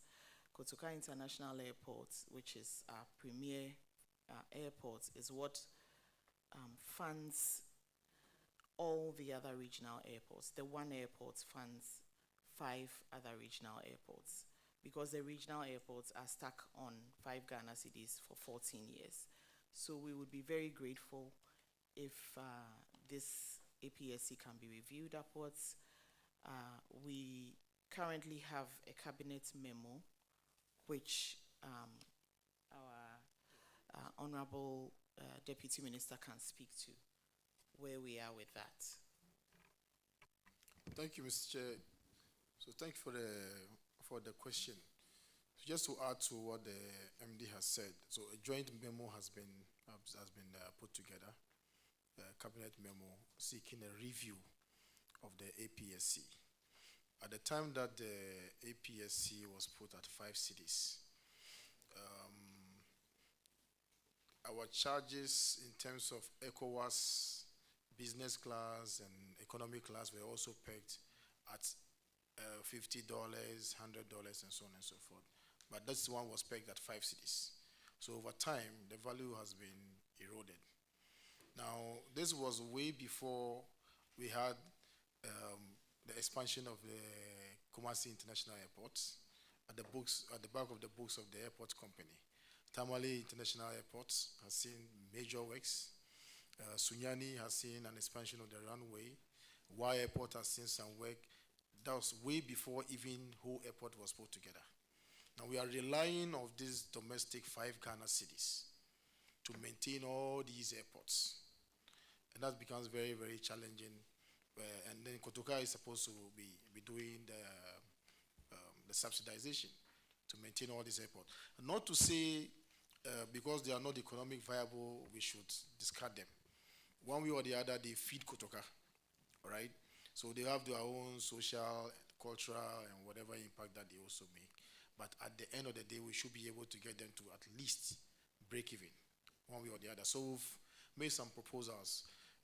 Members of the Rules and Transport Committee were also at the airport, and they strongly stand behind Ghana Airport Company. So we have the full backing of Ghanaians, and everybody is seeing the infrastructure that has been put in place. Somebody has to maintain. Currently, no operation at whole airports, but we are still maintaining it. According to international standards, you must maintain the radar system, you must maintain the air traffic control tower, you must keep the place at the minimum, requirements of International Civil Aviation Authority. So whether you operate or not, you must maintain the place. Somebody has to pay for it. So that's where we are, Mr. Chairman. So we're going to move very fast with the cabinet memo, and then we'll bring it to Parliament to amend the Airports Charges Act. Then we are able to bring it up to speed. Honorable Minister, I'm not convinced at all with all the explanation you have given.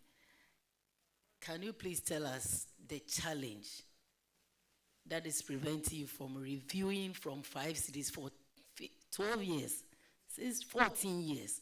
It is too much. 5 cities, please. This explanation of Tamale, wherever, that has nothing to do with reviewing the fee, the charges. If you can give us a specific challenge, then Chairman, we can understand, because... Mr. Chairman, grateful that the honorable member is pursuing this, very, very vigorously. If we had our own way, we would have just bought it tomorrow, okay? Now the issue is that it's all about, timing. Now, you find that when the airlines increase their fares, nobody complains. But when you buy a ticket, just check on the itemized bill, you see 5 cities APSC. Every other thing is 1,000 cities, 500 and all of that. But when revenue is coming to government, you find people agitating.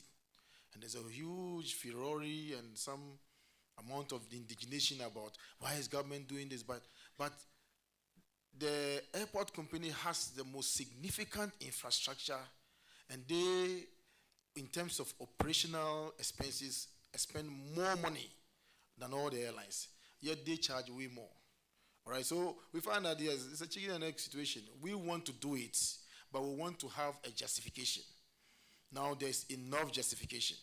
You find the work that has been done at Takoradi, you find Sunyani, you go to Wa, you see Ho, you go to Kumasi, you go to Tamale. Now everybody can see. So that's why we want to put everything in place, and then everybody will understand that yes, there's some justification for it. So we'll roll it out. I'm sure in the next couple of days, we should be done with cabinet. We've gone to even meet the cabinet subcommittee. So cabinet will convey his decision to parliament, and we'll take it from there. Thank you very much. Honorable Minister, do you agree with me that the longer it takes, the more expensive the maintenance gets? Absolutely. Absolutely. Yes. So can you give us a timeline that you work fast on this? Otherwise, we'll take it that it is negligence of duty on the part of the company. As a matter of fact, by the time Parliament resumes, we can present a memo to this House by the time Parliament resumes. So we want to get this thing done way, way, way earlier than you even think. But in terms of maintenance of Terminal 2, I will let the MD speak to that briefly. Thank you, Mr. Chairman. Thank you, Honorable Minister, and thank you, Madam and Honorable Chairman. Concerning T2, we have actually started to engage with the airlines to move some of the sub-regional airlines to Terminal 2. We are just in the beginning stages. We are going to do our recce and see what we need to do to put the place in shape in order to have the airlines, some of the airlines move to Terminal 2. And this will also decongest Terminal 3, because during our peak times of travel, Terminal 3, as we all know, is quite congested. So we are in the process of doing this, and God willing, in a few months, it will be operationalized. Thank you. Chairman, I think I'll head you.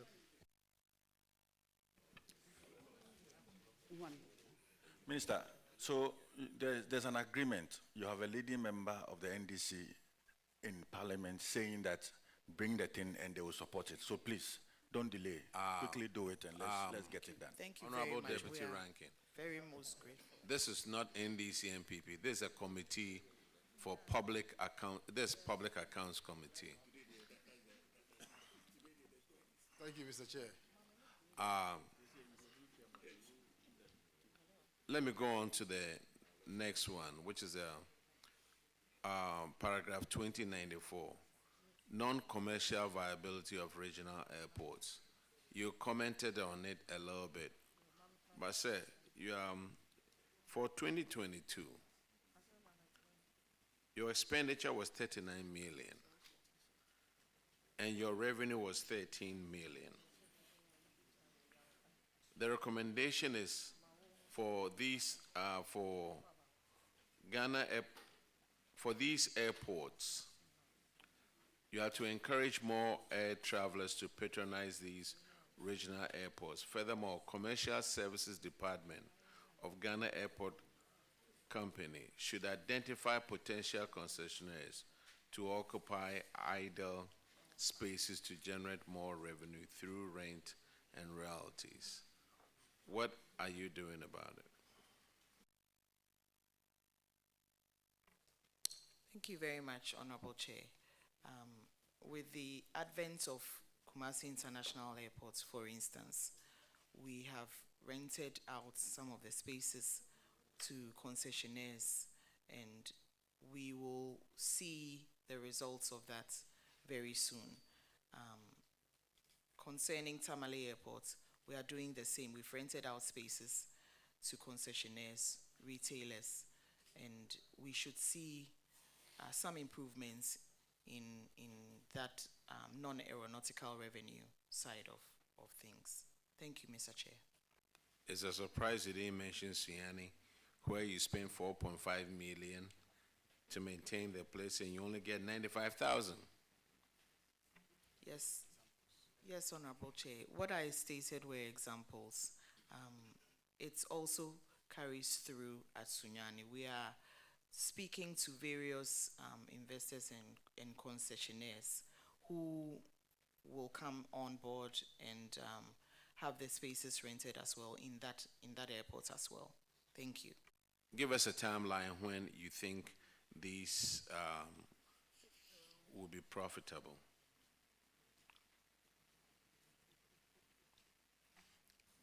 Mr. Chairman, because this is a house of record, we do not want to state what is still a bit in the dark, because we are engaging some concessionaires. It depends on what counts of the engagement before we'll be able to put some numbers, on paper. So we'll be grateful if we let this pass for another day. But we guarantee you that we want to see the place profitable. Thank you, Mr. Chair. Chairman. Yeah, in your response to this non-commercial viability of these airports, one of your responses is that it must be emphasized that the creation of these non-commercially viable regional airports is a national policy. Can you explain that? Thank you, Mr. Chair. So there is a Ghana airports policy that we should have airports dotted around at least the previously existing 10 regional capitals. That was the policy. So in pursuing that policy, government through the years, engaged in the construction and development and construction of airports in the various regions. Now, it would interest you to know that it is not enough to just construct the airports. It's also to ensure that it is commercially viable. Now, what will be the incentive for somebody to fly from Accra to Koforidua, for instance? Is it more likely that the person will go by road? If we have the example of Ho, the airport is there, but it will take the airlines to decide whether it is commercially viable, and that is also due to patronage. Africa World started the Accra Ho routes, and because it's not government, they have to decide whether it is profitable or not. If it's the business of government, maybe it's a national airline, people would have insisted that the airline should go even if it is not profitable. But this is a private sector driven thing. So we are driving very fast, more or less with the handbrake. We want to develop more airports. The airports in Bolgatanga, which is the one in Sumbrungu, the Cape Coast airports, Wai already has an airport, Sunyani has. Did you say Cape Coast Airport? We are proposing all of that. I'm saying, that's what I'm saying. I'm making an example that we are looking at the commercial Because we viability. were promised that we're going to get an airport. Now your Please. colleagues, Mr. Chairman, are saying that these airports, and the report is saying that these airports are not even profitable. You see how bad the roads are to Cape Coast. When are you going to build a Cape Coast Airport? Mr. Chairman, we are done with the feasibility studies. All right? We are done with the feasibility studies, and as far as we are concerned, Minister, it's a commitment. Excuse me. Really, I'm not worried about the fact that some of the airports are not profitable, because I know that government construct airports not with only profitability in mind. I think there is a social element. We have to be able to open up in all the regions. So, whilst I'm not happy that we don't make profit, I think that you should be able to think of that too.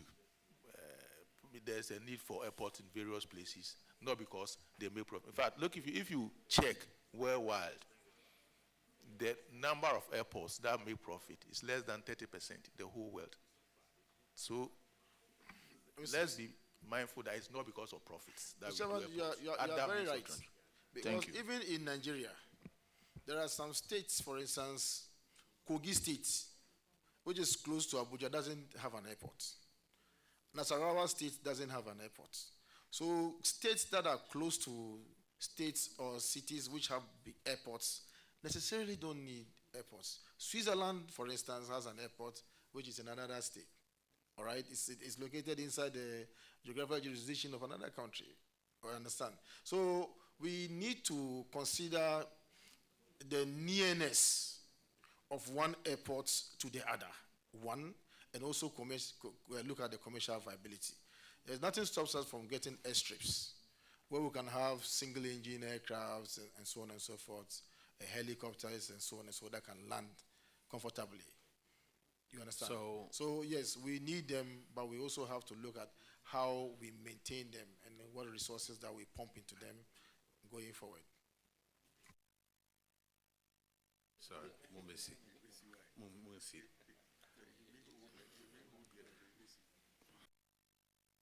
Okay, I don't want to, today is Thursday, so I don't want to comment on the airport in Cape Coast. I don't want to talk about it. You are doing just that. How far is Cape Coast from Takoradi? When someone is saying they are going to build it, the other person says, no, we haven't thought about it. Don't let us play politics with airports. Today is Thursday. The next infraction is on paragraph 2104 and on delayed projects. What have you done about these delayed projects?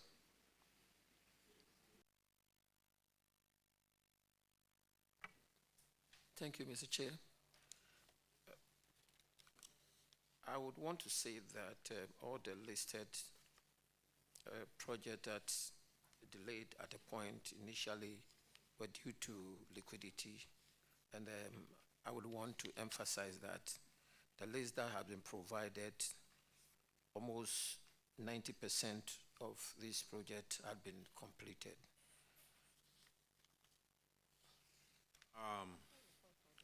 So on the rehabilitation of the water facility at Kodaka International Airport, work is 81% completed. What is the level now? Mr. Chairman, if I may respond to that. That 81% is almost done. It's what? It's almost done. No, it was 81% in 2019. We are in 2024. That one was completed this year. That's what I mean by almost done. It was completed this year? Yes, sir. And there's a phase 2 to the project, which is about to kick off. What about the development of Kumasi Airport phase 2? So phase 2 has been completed and commissioned, and it's operationalized. Okay. What about connection of the medium voltage power supply at Tamale Airport? Mr. Chairman, if you allow me, I'll have to check on that and give the specifics. Oh, sir, you knew you were coming here. This was one of the infractions. Should we wait for it to be a legacy project? No, sir. Yes, sorry. What about the construction of outer perimeter fence at Sunyani Airport? Mr. Chair, that is completed. That is completed. Okay, what about the construction of two-story, two-bedroom, semi-detached flat at Dungu Tamale? Mr. Chair, that project has been suspended. Suspended? Yes, sir. It's been re-scoped, and we hope to go to procurement to tender it again because of the suspension period was a bit too long. The figures and the rates have changed, so it has been re-scoped for tendering. What about the repair of leakages at fire station at Kotoka International Airport? Mr. Chair, it's been completed. It's been completed. Yes, sir. What about design and construction of northern apron at Kotoka International Airport? Mr. Chair, that project has been suspended. It's been 38% done, but the suspension is due to liquidity problems. What about the southern apron at Kotoka International Airport, construction of it? Mr. Chair, it's completed. Completed. Yes, sir. And then the development of Tamale Airport Phase 2? Completed, sir. Completed. Yes,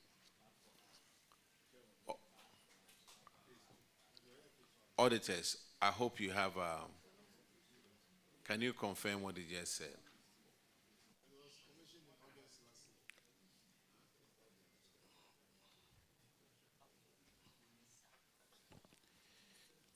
Honorable Chair, the phase 2 of the water project at Kotoka Airport is completed and commissioned.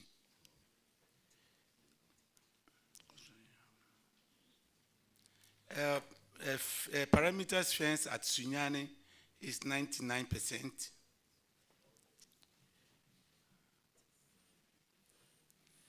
Semi-detached flat at Dongu Tamale is 48%.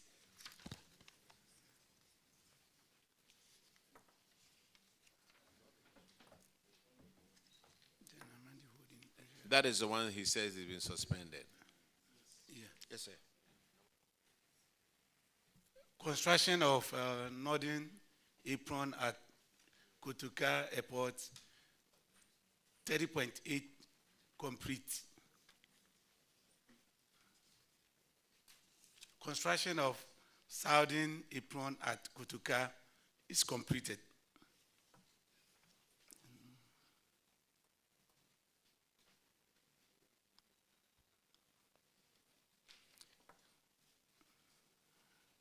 Development of Tamale Airport Phase 2, 99.03 completed.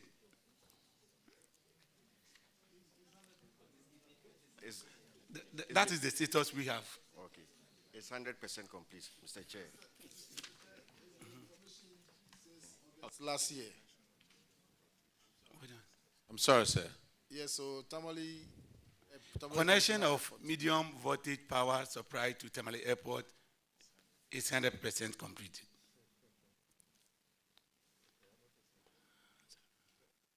Minister, you may have commissioned it, but as of the last audit report, that was the level that it was. It was also a legacy inspection. The update is that it's been long. You see, Minister, this is where the problem is. 22nd August 2023. Minister, that's where it was commissioned. Where the problem is, the auditors came and that was the level. So Ghana Airport Company, if you have improved it or you have completed it, what you need to do is not to come to Public Accounts Committee to tell us. You talk to the auditors. So you check with the auditors before you come here. But you haven't done anything with the auditors. We are not auditors. All right. Question by Honorable Sam George.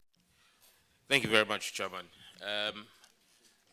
The Ghana Airport Company, in the course of one of your submissions, you spoke about decongesting Terminal 3. Now, there is a public concern on a daily basis at the peak period of operation of the airport. You realize that most of the airlines land around the time that check-in is happening for departing passengers. And so you have most of your major airlines arriving between 6 p.m. and 8 p.m. thereabout. And at that time, there's checking for departing passengers. Now, the access to the departure, to T3, is the same entry into the parking lot for arrivals. And you have the ticketing checkpoints for those who are going into the car park. Now, most of the time, you always have one or two of those ticketing checkpoints defective and not functional. So it creates a huge traffic backlog of people trying to get into the parking lot to pick arriving customers. And they now create a traffic jam, preventing those who are departing from gaining access. Because then they form two lanes, and it's just a two-lane road. And so, is there any step or action you're going to take to ensure that those gates are either improved, increased in numbers, so that people can go through faster, or you make sure that the number there work effectively, so that people don't create that backlog? Because you're beginning to have people miss their check-ins because of the delay. It's a public concern. What are you doing about it? Thank you, Honorable Sam George. Mr. Chair, we are going to, his concerns are very valid and actually true. And we are working assiduously on trying to make sure that we double up the checking the lanes, and also facilitates by self-check-in kiosks, which are available. We currently have 4 self-check-in kiosks, but our culture is such that no one wants to do self-check-in. Everyone wants to go and have an agent check them in. So this is something that we are also educating our general public about. And so we are taking these steps to make sure that we address the issues and concerns that you've rightly raised. Thank you very much. Madam, I get the point you're making about self-checking, but you see, you need to get to the terminal before you can even do the drop-off. The problem is access to the terminal. The traffic in, you know, when you come from the Marina Mall, that's 10. That's where the gridlock is. So maybe a suggestion I will make to you would be to look at using digitalization, proper digitalization, not what we are hearing every time. Where if I was coming to pick up a passenger, and I know that I'm supposed to spend an hour, I could actually use a short code to make the payment, so that when I get there, I have a QR code that I just scan and I go through. Or you have a different parking slot for people who have already used the short code. Because you see, the problem is you get there are some drivers who don't even know where to press. And so he's parked there, you now have to wait for someone to get down and come and press to give him the ticket. So these are things that we think that if you use technology, I could actually pay for my parking before I arrive, and I have no business holding up because the issue is not the self-checking. The self-checking is important. I do checking online before I get to the airport, but the problem is to drop the bags, you still need to go through that gridlock, and that's the gridlock we're looking at. Thank you. Thank you very much, Honorable. Very well noted, and we'll take these into consideration and implement these actions. Thank you very much. Mr. Chairman, I think the point that is being raised by the distinguished member for Ningo Prapram is a very valid one. And because the matter has come up here, we need to also put it on record that as policymakers for the aviation sector, we are also concerned, and we have received repeated reports from the security agencies about the fact that the congestion over there is also a security matter. So we are taking the necessary steps to ensure that that congestion, is dealt with. It's not in anybody's interest that there will be congestion at that place. So very well noted. Thank you. Deputy Ranking has a question. Oh, just a follow-up. I mean, if you go to other international airports, all international flights don't use one terminal. Now, you have Terminal 2, which is virtually lying ideal. I mean, yeah. So why wouldn't you move some of the international flights to Terminal 2 so that people check in there and they are able to fly, instead of having everything at Terminal 3, which, I mean, if care is not taken, the cost of easing this traffic would even be better of using that to renovate Terminal 2 for other flights to use that. Thank you, Honorable Chair. I believe in my earlier submissions, I did mention that we are in the throes of discussing engaging the airlines to move some of the regional, like sub-regional operations to Terminal 2. And so this is something that we are working on. And within the next few months, we would make an announcement and have the place operationalized. Thank you very much. Honorable Kofi Adams. And that's the last one. Chairman, thank you very much. I just wanted, the audit report dealt with phase 2 of the Kumasi International Airport as it is now.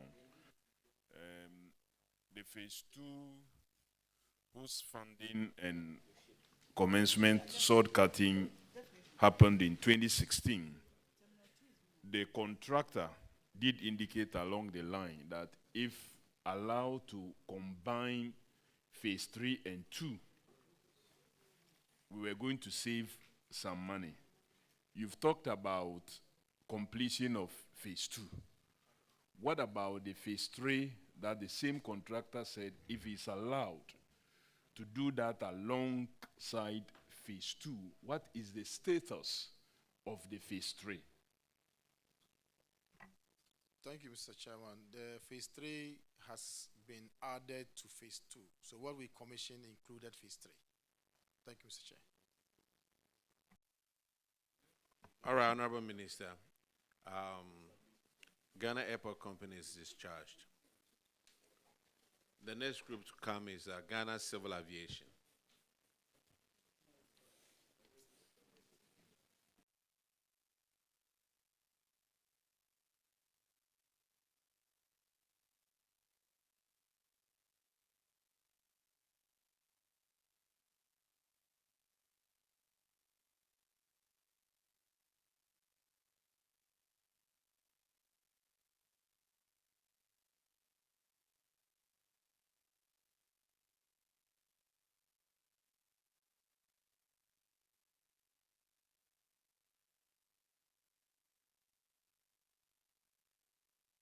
Please introduce yourself to the committee.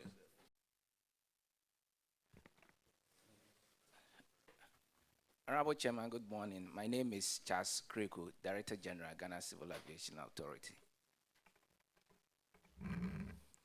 Good morning, Honorable Chair. My name is William Afochude, Acting Director of Finance.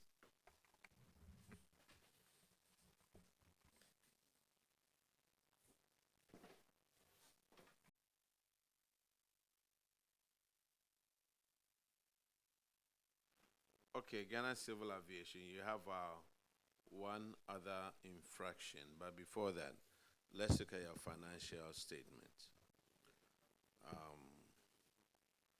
The operating income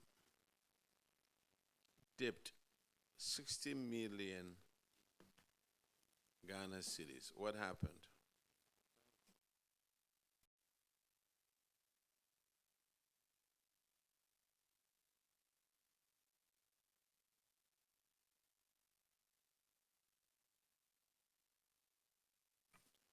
Thank you, Honorable Chair. The other operating income refers to, actually refers to other income. And the other income is actually made up of miscellaneous income, and the bulk of it is actually the exchange loss, which we had on the loans that we booked in 2022. So the reason for the dip is because of revaluation losses, which resulted in an increase of 60.9 million. Now let's go to your expenditure. General and administrative expenses went from 69 million to 155 million. That was up 124.7%.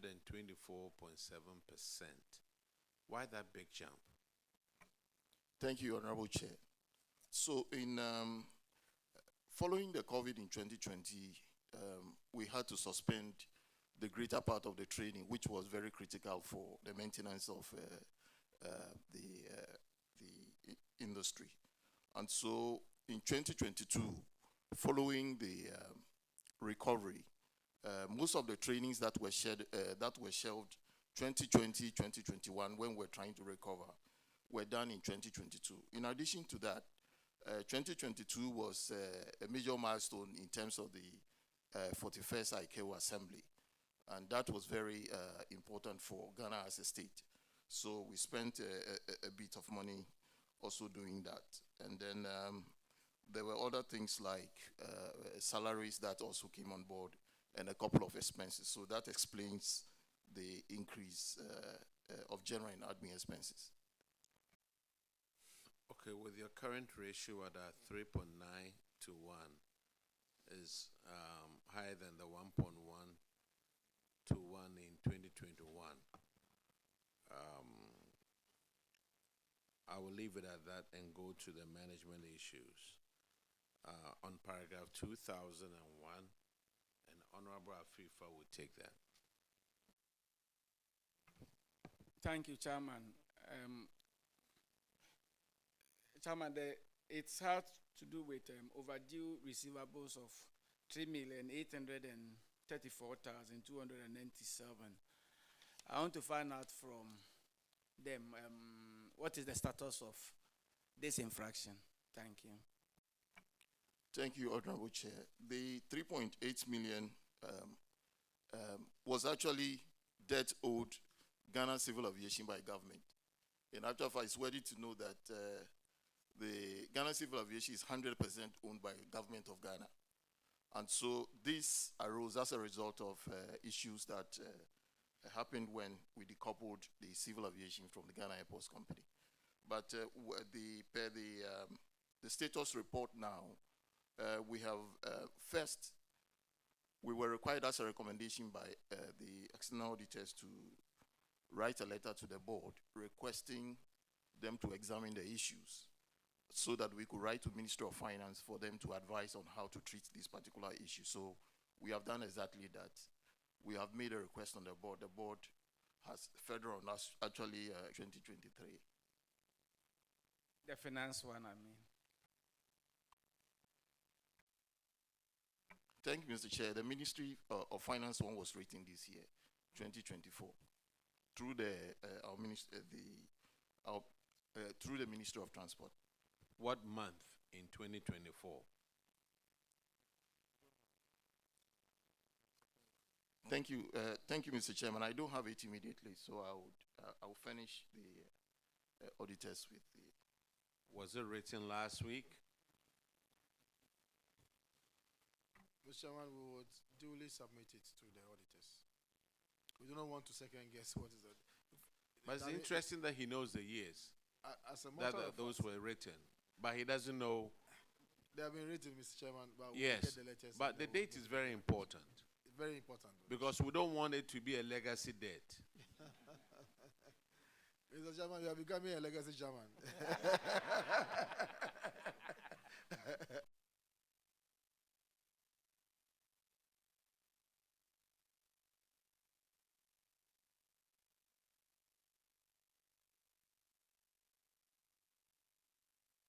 Chairman, thank you. Chairman, Minister, you know this is a house of records. You were given a letter to appear before us, and the issues we discuss are clearly stated in the report. Then somebody will come here, a letter that you said you've written. You didn't give it to the auditors, and you didn't even carry it here. At the end of the day, people are watching all of us. And the impression that is created out there is that sometimes we come here and we don't handle the issues the way they are supposed to be handled. My suggestion is that going forward, all institutions that are appearing here should ensure that you come with the letters that are supposed to be adduced to ensure that there's evidence to whatever you do here.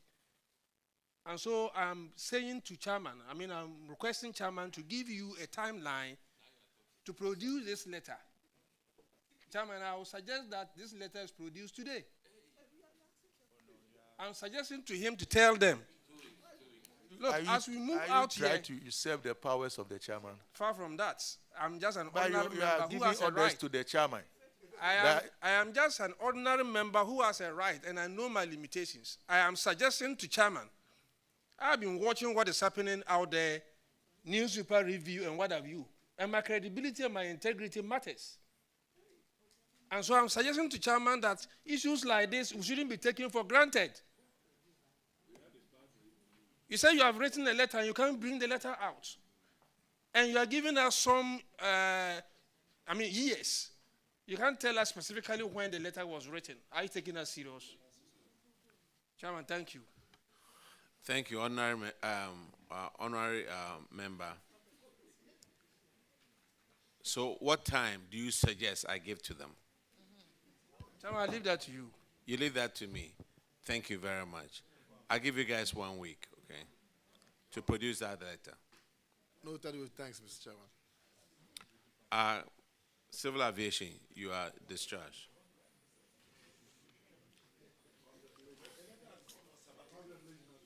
The next group to call is a Volta Lake Transport Company.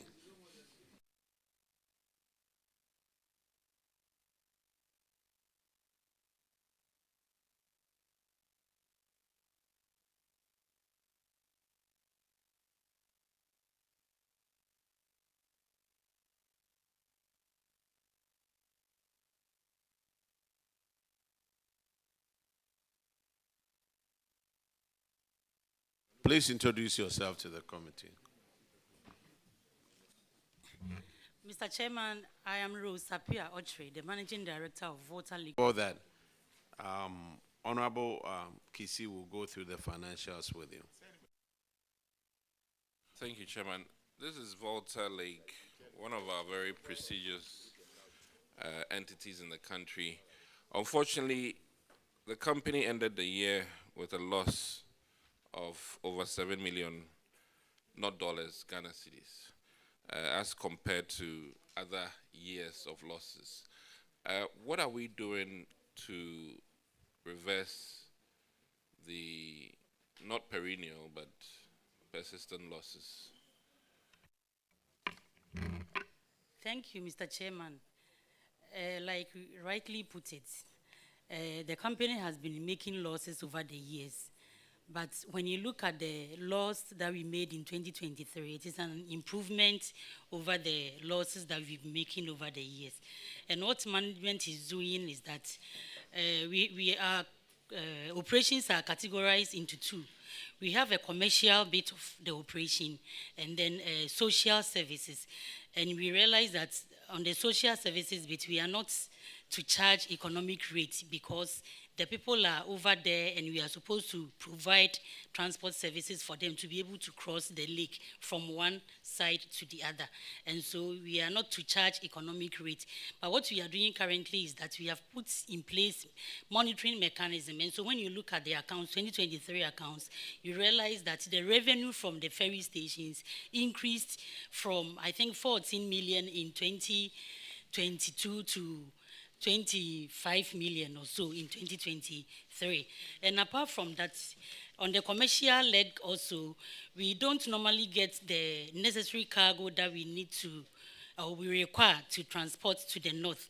But we have put in place a marketing drive. And so for 2023, we were able to get enough cargo to transport to the north. And we are continuing with the marketing drive to ensure that we increase our cargo transportation and then also increase the revenue from the ferry services. Mr. Chairman, thank you. So what is it with you and tourism? Because in other jurisdictions, you'd have been a very viable, profitable, fantastic company. I'm looking at the likes of New Jersey and other places where ferries are a big deal. So what are we doing? Do you have any collaboration with our tourism people to help improve your financial status? Thank you, Mr. Chairman.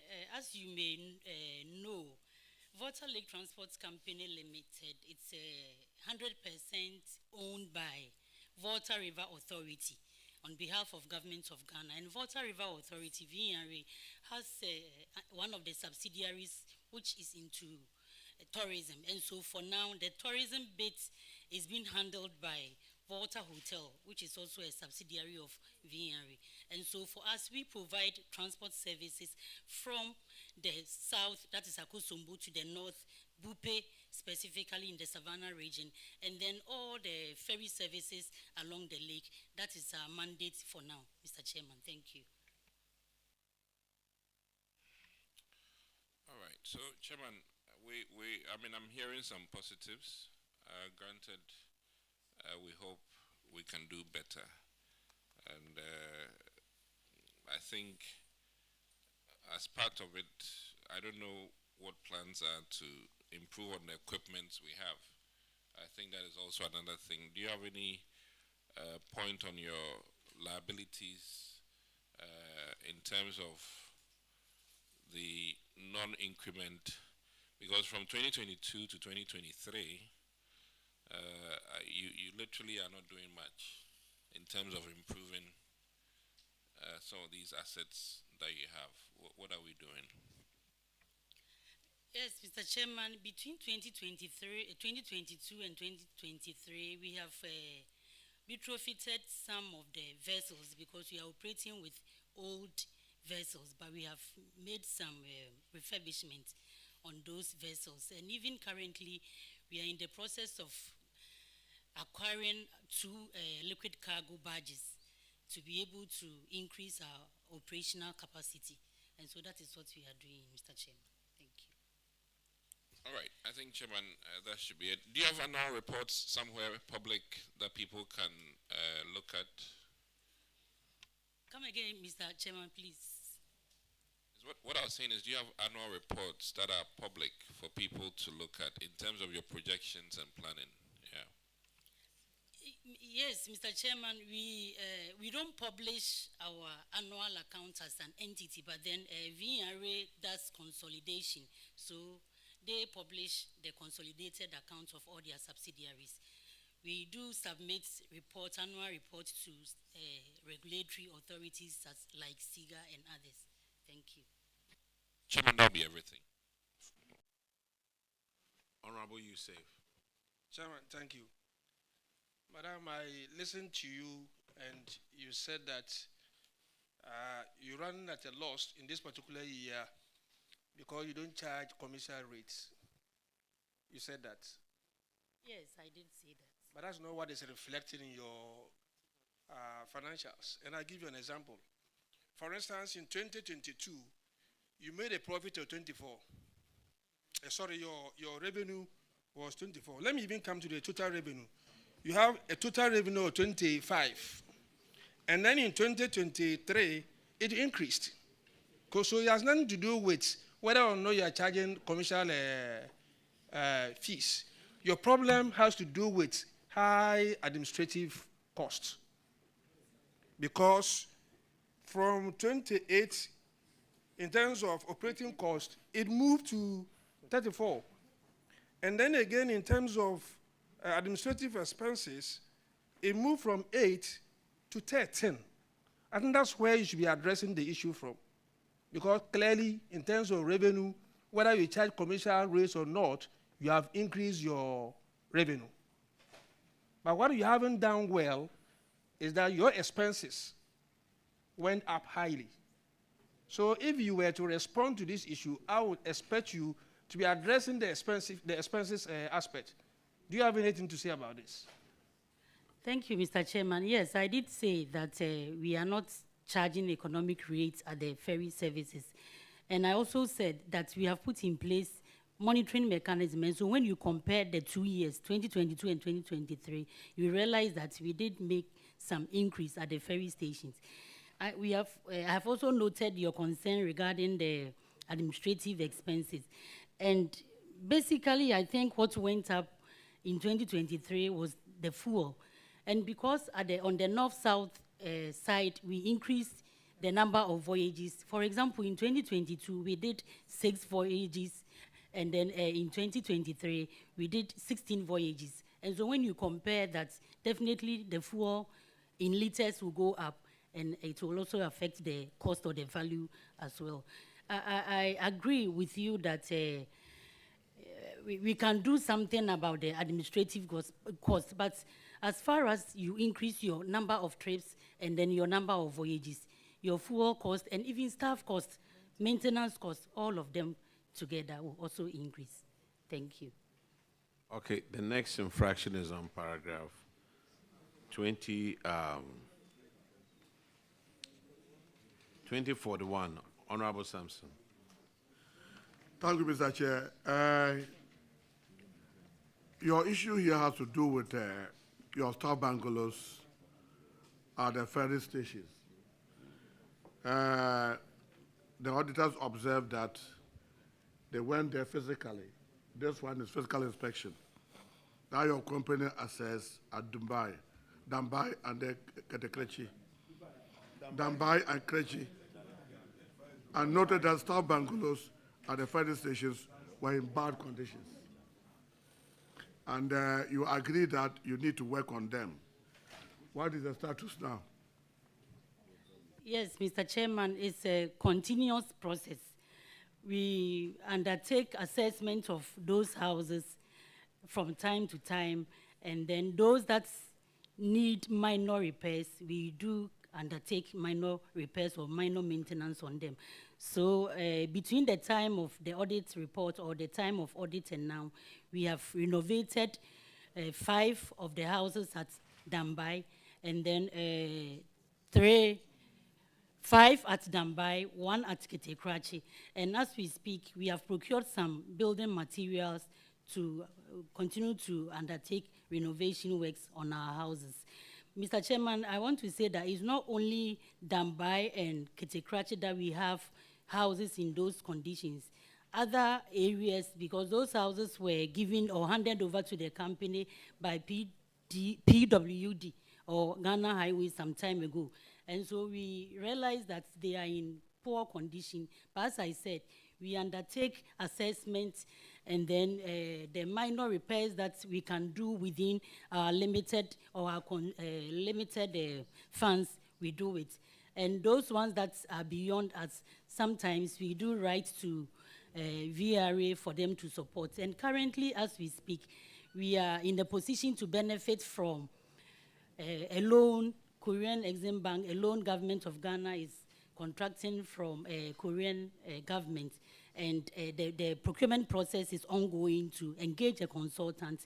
And in that facility, we are going to benefit from staff bungalows at all the stations. We have 5 stations currently. We are going to have bungalows in 10 of the locations, because 5 stations means 10 locations. You cross from one station to the other. And so we are going to benefit from staff bungalows, 5 new ferries, and then landing sites at all these areas, Mr. Chairman. Thank you. I think we should concentrate on what is in our hand. You pledge here that you'll spend 1 million for renovation every year, even though I believe the 1 million is for every year. Have you been doing that? Yes, Mr. Chairman. Loan will all wait, because we have not also seen the loan in Parliament. Chairman, I think auditors, please, can you confirm that they have done some few houses at the Dambai and the Krechi?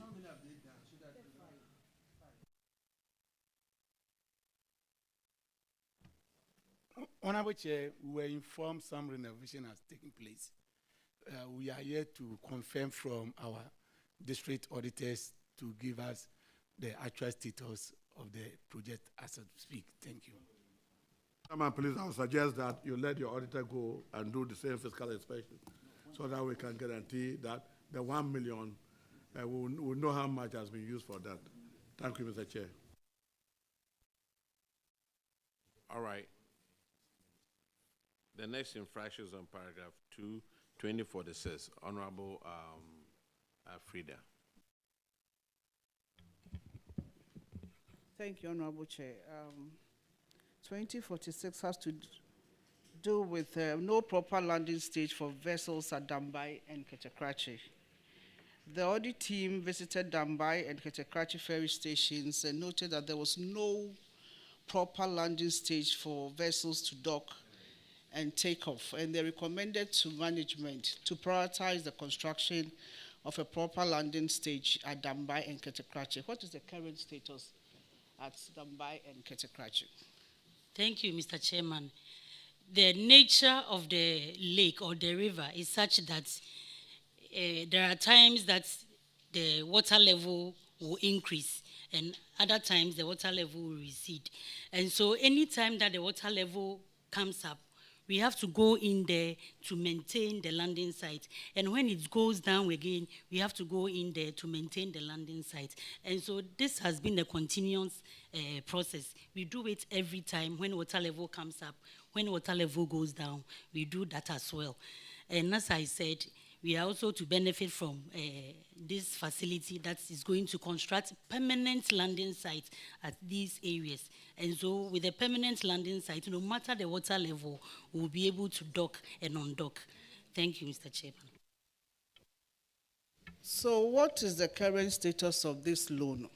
Because it looks like you still want to continue with it, providing temporary landing stages for Dambai and Ketekrachi. We need to find a lasting solution, a permanent solution. And if you are still going to rely on the loan facility, if it doesn't come through in the next 5, 10 years, what happens? So what is the current situation now?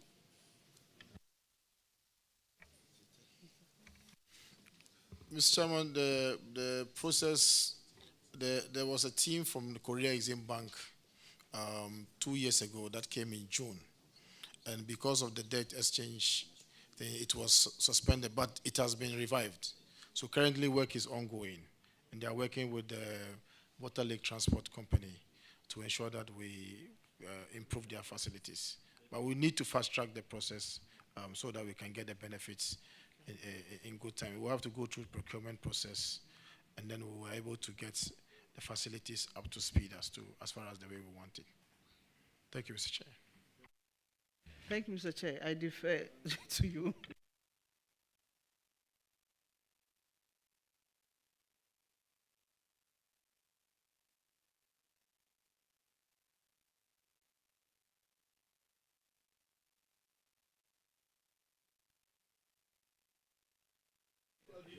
Yes. Yes, please, Volta River Authority, on the Volta Lake Transport, on the 16th of July, there was a demonstration in Afram Plains. And you know, from Adoso to Afram Plains, Adoso is my constituency, Afram Plains is Joapia. And I've called you severally with respect to the ferry on the Volta Lake. It keeps breaking down to the extent that it gets to a point where even the 2 engines will break down and there will be no movement on the lake. My people just did a demonstration and we've not gotten any assurance from your outfit. What really are you doing about it? Especially with the breakdowns. We understand you may not be in the position to get us a new one, but there should be some serious maintenance that goes on the pontoon in our area. So what do you have for me to tell them? Thank you, Mr. Chairman. Due to the rough nature of the lake and the way our vessels are designed, we have propeller and shuttle that goes down the water. They are in the water as the vessel is moving. And because there are storms in the lake, they encounter breakdowns and all that. But what is good is that we have the team that when there is any breakdown of that sort, they move in quickly. If it will take maybe 2 or 3 days. We have tugboats in Akosombo that we deploy to support their services. And so we are working on it. We know they are not running on 1 engine. All the vessels, their 2 engines are working. Just that the propulsion system, as I said, they should tell and then the propeller. If they are not working, you cannot engage the engines. So, Honorable, we know what is happening there, but management is also working to ensure that we put all the broken down parts in place to be able to run all the 2 engines. Thank you. You have indicated to this committee that you are putting measures in place and you are expecting some Korean Exim loan and all of that, and you are going to purchase 5 of the ferries. Can you assure, I need assurance from you that at least one of these will be on the Afram River? Because you see, the commercial potential of that place is huge. And we need a new ferry. So please, I need that assurance from the minister not from chief executive. I need assurance from the ministry that at least out of the 5, 1 will be allocated to Adoso, to Afram Plains River. Thank you, Mr. Chair. I think that the appeal has been taken into consideration. But I also remember that a loan facility was also approved for a bridge to be constructed on that same place. So that means that you are appealing to both Ministry of Roads and Highways and the Ministry of Transport. But be that as it may, I think that we don't take it for granted that these things cause a lot of inconvenience to commuters from Adoso to the Afram Plains. Whatever it is that we have to do. And part of the problem that is attributed to the breakdown is also because the Volta Lake has not been charted. All right? So the GMA is in the process in collaboration with Danida, Danish Embassy, to get the Volta Lake charted. We hope to be able to complete it before the end of the year. And then it's going to be electronic charting, by which time we would have been able to get correct routes so that all this breaking down, as far as voyage is concerned, will be a thing of the past. But rest assured that the solution will be found to the problem. Thank you, Mr. Chairman. All right, Minister. I'm sorry. Oh, let's move. Thank you, Mr. Chairman. Mr. Chairman, there's just a clarification. The minister. Okay, go ahead. Go ahead. Why are they worried about the question I want to ask? I just need clarification. The minister said he attributed the challenges to debt exchange, and I want him to expatiate on it. How could that affect or create the challenges you encounter for the good of the Ghanaian public? I didn't say that something was attributed to debt exchange. I said that the process was stalled, but it is now on course. So if you heard stalled because of debt exchange, but it is on course. But did you hear that as well? No, my interest. The process is on course. It is stalled because of debt exchange. In fact, where we have reached right now, we have even published RFPs and so on and so forth. So, all right. Gone way beyond what, Minister, what the honourable member is referring to. Minister, Volta Lake Transport Company is discharged. The next group to be called is Ghana Shippers Authority.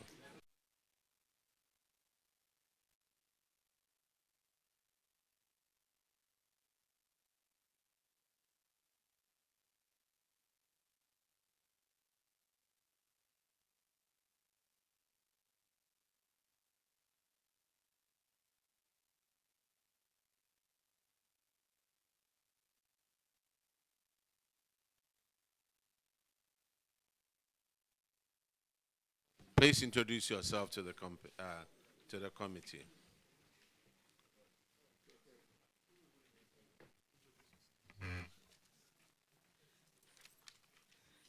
Please, Sylvia Asanadauda Owu, Director of Operations, Ghana Shippers Authority. My name is Emmanuel Aku, Director, Business Development and Commercial Services, Ghana Shippers Authority. My name is Isaac Tesiakwe, the Internal Auditor. My name is Joseph Asabel, Head of Finance.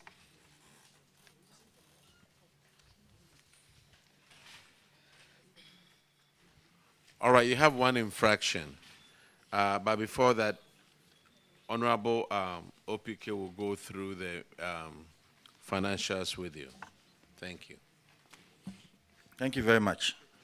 It looks like your finances are good. You ended the year with a surplus of 59 million, and as compared to 30 million as at 2021. And this is a major improvement, 93% improvement, something that, but you indicated that it is mainly due to increase in other incomes. Are you able to tell this committee what the other incomes are and if it's still in existence and that it will still reflect in your books? Thank you, Honorable Chair. The other income is mainly exchange gain arising from translation of financial assets at the end of the year. Thank you.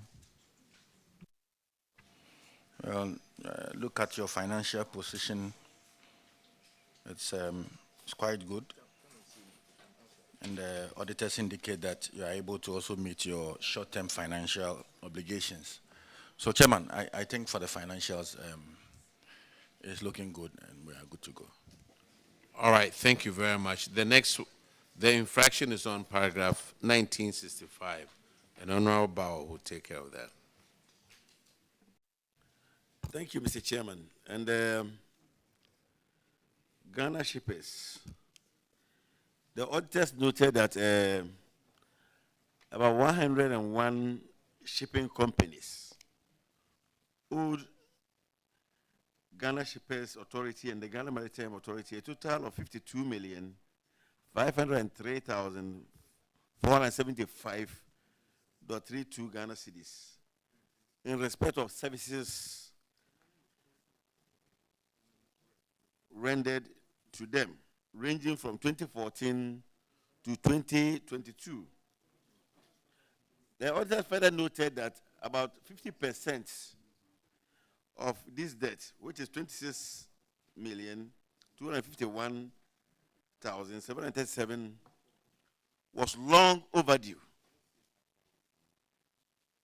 And they also noted that you had no policy on debtors and no provision for impairment and overdue debts. And then there's a table 285, that catalogs the companies that owe these service charges. So the auditors are recommending that you should take steps, including legal action, to recover these amounts. Can you tell us what you've done with respect to this, the recommendation of the auditors? Thank you, Honorable, and thank you, Honorable Chair, for the opportunity. Yes, indeed, we noted the recommendations made by the Auditor General, and we took steps to secure the loans that were owed the organization. So we pursued this in all earnest. We sent notices to all the debtors, and were able to locate some of them. And but we had some difficulties collecting some of the loans. Hence, we engaged some of the debts. Yeah, so we engaged the services of the Auditor General to find out whether indeed some of these companies existed, and if they did, we went ahead to pursue to find out the directors, whether the directors were still around, so that we could contact them and also find out how we could collect these debts. And so far, we've been able to collect some of the monies. We have so far collected, out of the 26.2 million, we have collected over 12.5 million Ghana cedis so far, out of the total amount that was owed the organization. But we are still taking steps to collect the rest. Hence, we have taken steps to engage the services of a lawyer, as recommended by the Auditor General, to collect the rest of the monies owed us. With regards to the accounting manual, the policy to collect these loans, we have just developed an accounting manual, and in it, we have measures as to how we will collect these monies going forward. So, thank you very much. So out of the 52 million, but I heard you saying you collected 12.5 out of 26. Are you dealing with the ones that the auditor said is long overdue, or this 12.5 is coming from the totality of the 52 million? Per our laws, we are supposed to share this loans and gains with the Ghana Maritime Authority. So whatever is owed us, the Ghana Maritime Authority has half of it, 50%, and we went ahead to pursue the 50% that was owed us, and that is a 26.2 million. And out of that, we have been able to collect the 12.5 million so far. So it means Ghana Maritime are supposed to also collect the rest, the rest of the 26. If I understand what you are saying. Yes, please. Yeah. I think Ghana Maritime are here. Honorable Chair, we are responsible for collection of these monies, the 52. What we have done is we share the money between GSC and then the GMA. What we have reported is half of what the auditors raised. What it means is that we collected 25 million Ghana cedis, but per the auditors' recommendation, they only indicated half of the total collections, which we have also reported accordingly. So it means that out of the 52, you've collected 25. Exactly so. And the policy, which you call the accounting manual, that you've developed, have you shared them with the auditors? Have you? Honorable Chair. Honorable Chair, is something that we developed this year, so the auditors are not really privy to it. So, because if you look at the Ghana Maritime,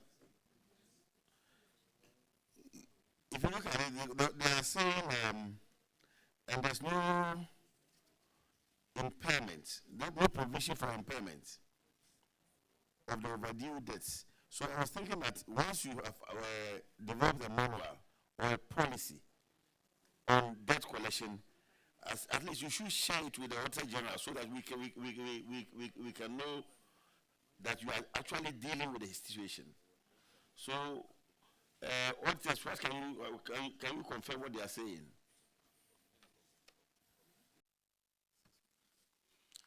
Honorable Chair, we can confirm an amount of 12,519,571 Ghana cedis, 0.03.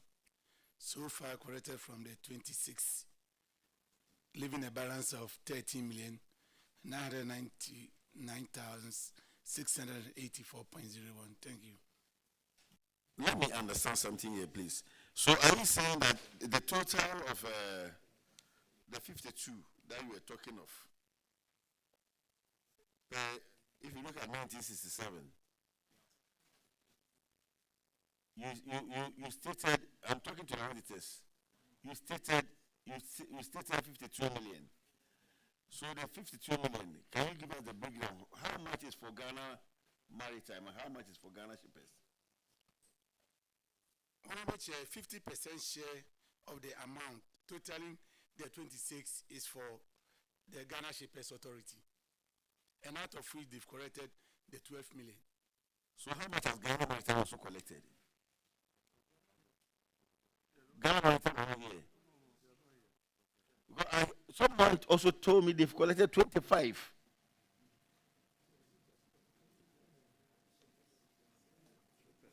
So which is which? Honorable Chair, we have a joint account with Ghana Maritime Authority.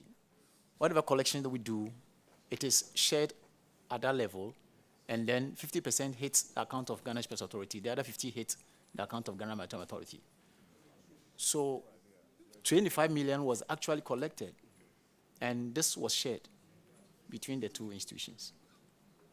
When are you going to collect the rest? Mr. Chairman, with respect, I think that she has spoken extensively about measures that have been put in place. Thank you, Mr. Chair. I'm saying this because we don't want to have a situation where we come and they'll tell us that it's a legacy debt. But since we started these sittings, that is the term that has come when we go is legacy. And then the report also states that half of that amount is long overdue. And so that's why we need a comprehensive plan when, with timelines, when these monies will be collected. Mr. Chairman, the Shippers Authority has taken adequate steps to ensure that all these monies are recovered, including serving demand notices. Sometimes it's not enough for you to say that you have served demand notice. It's the ability of the debtor to pay. So if we had our way, we would take the money today. And the challenge is we can't even locate some of the debtors. And we have to even get the intervention of the Registrar General Department to be able to identify these agencies and see whether they are even still in operation. So, Mr. Chairman, we need the money way more than the honorable member for Ejira thinks we need. We need the money today. Minister, thank you, Mr. Chairman. How long have these people owed Shippers Authority? Some of them go all the way back to 2014. All right? Some of them go all the way back to 2014, and some are even more recent. Minister, we are still pursuing them. May I ask the accountant, please? Who is the accountant or the financial person? Honorable Chair, I'm here. Yes. How long have you worked for the Shippers Authority? Since 2008. 2008? Yes. And some of these people have owed you since 2014. And you don't know them.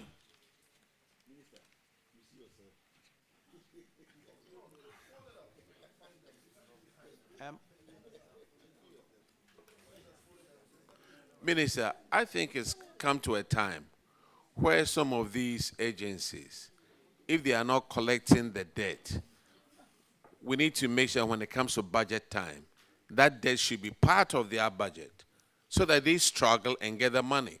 He's been with the company since 2008. And these people have owed us since 2014. Another legacy debt. And then we don't know these people.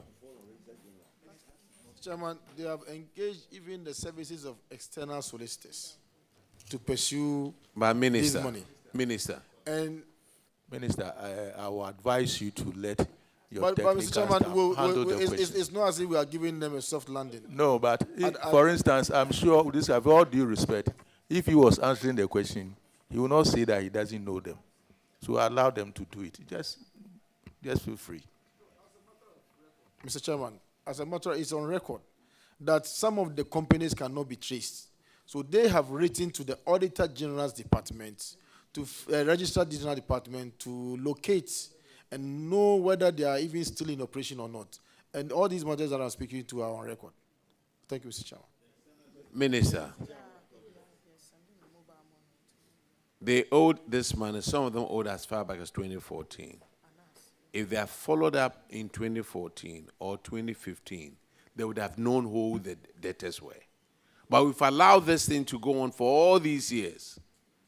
Some of them have owed you more than some of us have been alive. Isn't that sad?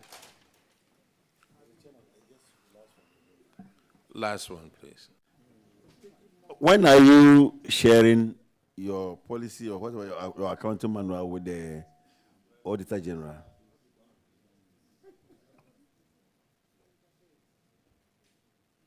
Is it here?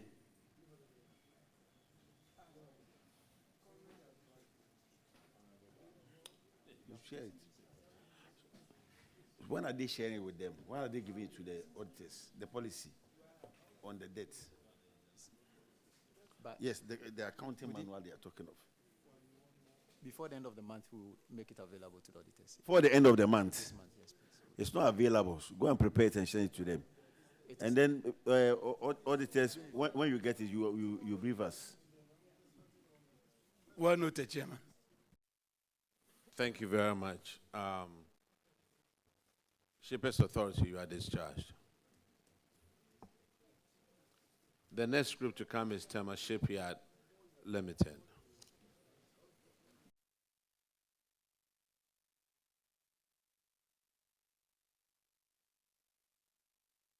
Minister, they've been discharged. We are looking for Shipyard Authority.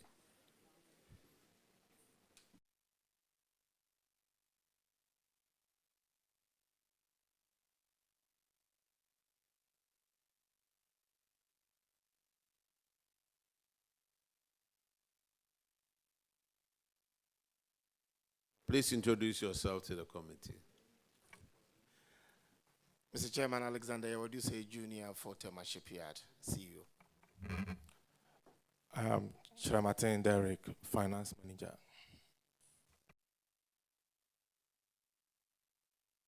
You have 2 infractions, but Honorable OPK will go through the financials with you. You are welcome, Chairman.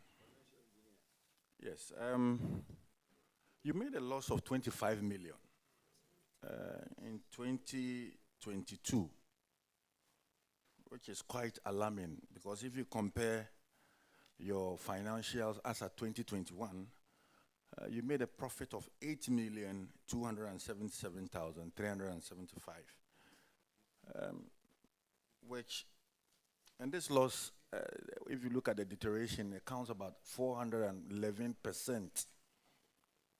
Are you able to explain to this committee why we are experiencing this sharp decline and the profits you are making at your end, or what you are making?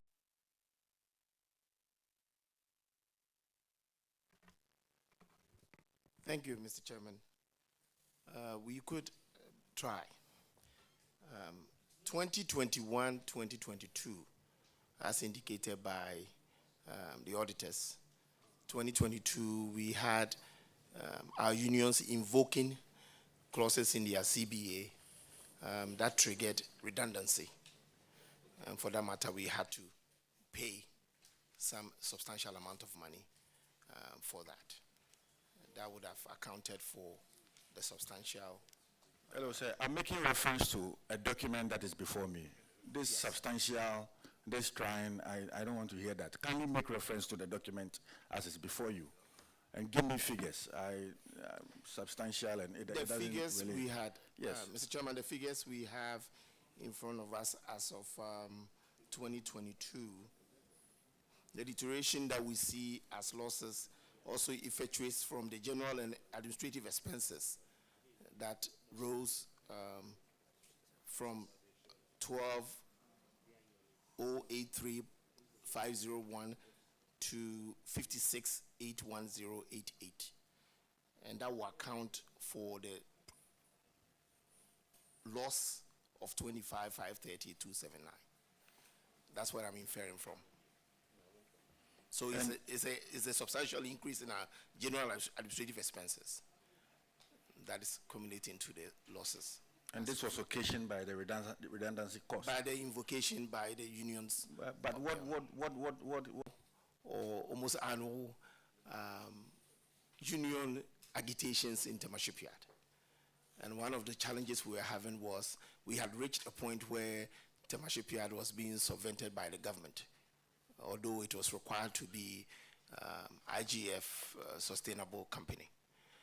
And government had been supporting us as of 2019 through 2020, even closer to 2021. We had to find a way to get ourselves out of those debts and challenges so that we could be self-sustaining. As of the time of the redundancy till now, we have been self-sustaining. The company is still operating. We've actually brought in more people working in the company than what we had while we were still dependent on government subvention. Is it an assurance you are giving to this committee that in your subsequent financial year you are making profits? Is that an indication that you give to this committee? It's a trajectory that we are expecting. This is a body of records, and we want to be very certain that we do not say things that can come back to bite us. But we are very sure, based on the trajectory we've put ourselves in, we will be making a reasonable inference to say that we will be in a better position than what we are right now. All right, so there's an indication that you will not be able to meet your short-term financial obligations. How are you bridging the gap in terms of that? That is true based on the previous assertions that I made with regards to our expenditure on accounted for expenditure. If you take that one out, we would have been in a better position, although not appropriately in a position of best practice. So we do believe that 2023 accounting season will give us a better position to be reflective. We do not, we had debts that we've been servicing, but we do believe that we are doing a better job compensating our vendors than what we were doing previously, and we have not been behind our payments, and so we believe that going forward we will be in a better position to pay our debts and service all our debts. All right. Auditors, I need some confirmation from you. I mean, looking at the assurances and indications that are being given, do you see prospects of that, an improvement in their financials? Honorable Chair, we were able to give those assurances when we are done with the current audit, which is ongoing. Thank you. Chairman, that will be all for me. All right. The next infraction is on paragraph 1981, and Honorable Sampson will take care of that one. Thank you, Mr. Chair. I wanted to give a follow-up, and then, please, I want to talk to the finance director, because the answers you are giving us are not good. Because as a finance man, if you are talking of redundancy, you are paid 40,100,228. You should be telling the committee that this number was redundant and this is the amount we paid. This is the number we paid. But if you are speaking like the theory you gave us is brought. So I want you to add to that. Once we are going to the indebtedness, the uncollectible debt. So once we are going to answer, please tell the committee that this number went on redundancy and that this number we paid. Good. Then my substantial this is question is on uncollectible debt, which you one specific number he has to answer. Which here we have a table of 19 people. 19 people. I think they are companies, customers that owe about 17 million. 338,778. Please, we were supposed to take steps, equivocal action to recover this amount. Has that been done? Thank you, Mr. Chairman. We have taken all the necessary steps. I think Minister had indicated some of the challenges that some of the SOEs under his jurisdiction are facing with regards to these collections. We do not want to use the word legacy here again, but we have also managed to make intentions to ensure that we will be able to those ones that have metamorphosed into different companies through the Registrar General to ensure that we can identify them accurately. For us, we have made the necessary move with all our final notices, and we've given indication to our solicitors for collection. As we speak,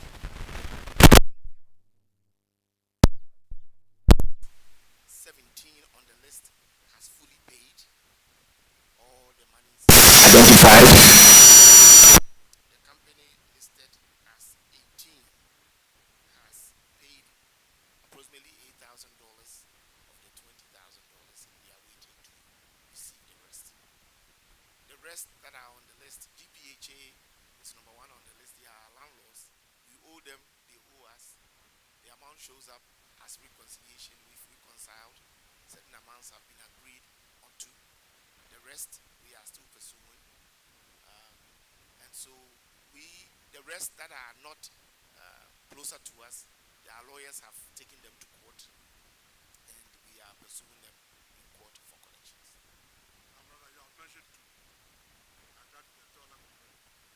Can you tell the total amount relative to how much is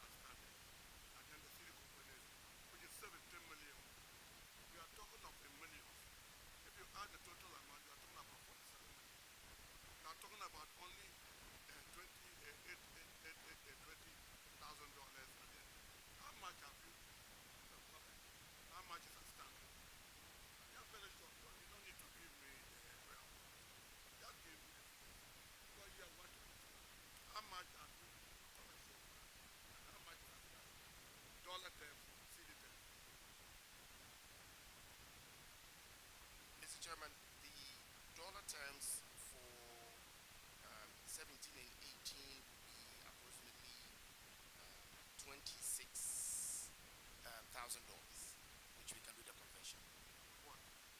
Out of 2,074,505,160. Out of 2 million. 2 million. Follow the figures. Yes. So you took only 20. The rest are all in court, and we are waiting for court proceedings to conclude. Now, with regards to the 523,576 of GPHs, we have 212,000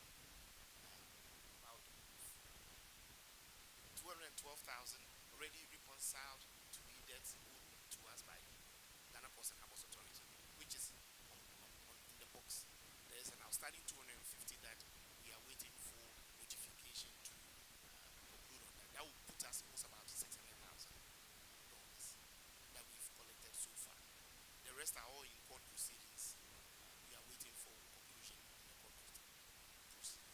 Mr. Chair, looking at what we've done, it's not something that we can continue to do. The effort is not effort, but so far, my calculation, they've collected more than 2% out of the total amount. So, they are your hands, Chairman.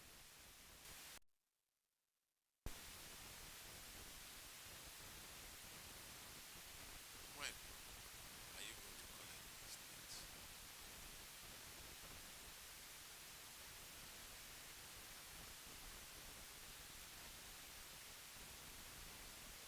Mr. Chairman, the case is at different stages in court until court concludes. We are at the mercy of the court for the conclusion for us. How long have these cases been in court? This case, I'll probably say about 80% has been going on since 2020. Yes, sir.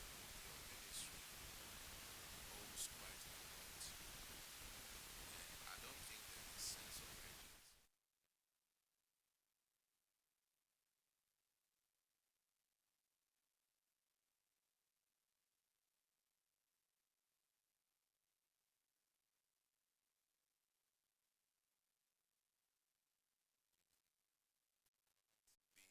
Amounts. These do not look good. And don't be surprised that when it comes to budget times, some of us would advocate seriously that there's money sitting in the book somewhere that you haven't collected. Let's give the money to other ministries who may have a sense of urgency to collect what they are owed. Anyway, Ghana Shipyard Association, the next infraction was paragraph 1986. Honorable Johnson Edu will take care of that. Thank you, Chair. This infraction relates to delayed insurance, indemnity, and the amount involved is 10 million Ghana cedis. In the year 2021, your company incurred costs to repair damages caused to vessels by accidents which occurred at Temayard Shipyard in 2020. Consequent to that, an insurance claim amounting to 10 million was requested from SIC in January. However, SIC had not indemnified Tema Shipyard. So you were asked to recover this money, taking steps by way of legal action or whatever. Have you recovered this money from SIC? Mr. Chairman, we've taken all the necessary steps. We've gone through National Insurance Commission, mediation. We are at a point where GPHA and management, Tema Shipyard and SIC management met to negotiate on the settlement assistance. We have been indicated, before coming here, we contacted council, and upon council's advice, SIC board has taken this into board caucus, and we are waiting for a ruling from the board for payment to be made.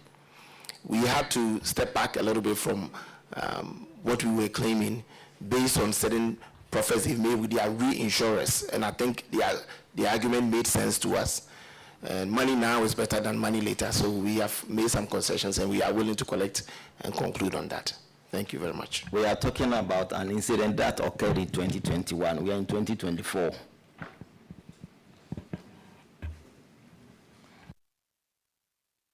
So what effort? Because 2021, we are in 2024 now, 3 years down the line, and you are still on mediation table. Is that what you are telling us? No, we actually, Mr. Chairman, we are actually going to court on this.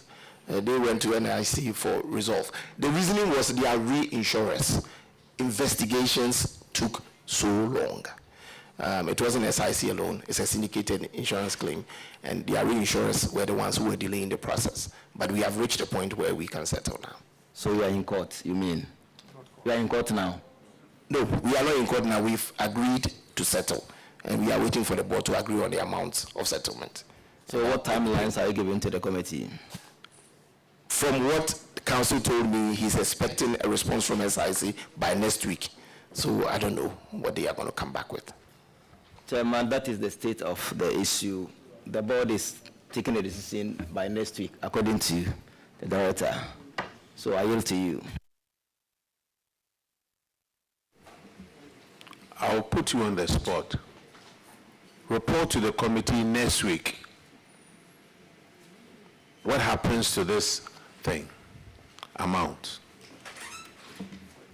And we need that report. We are not going to wait for several years, and then you guys will pass through the agencies, you retire, and then there's a legacy debt. You are discharged. Thank you very much, Chairman. Thank you, Mr. Chairman. Today is a legacy day. Thank you. The next group is Aviation School Center Limited. Hey, Aviation Social Center Limited.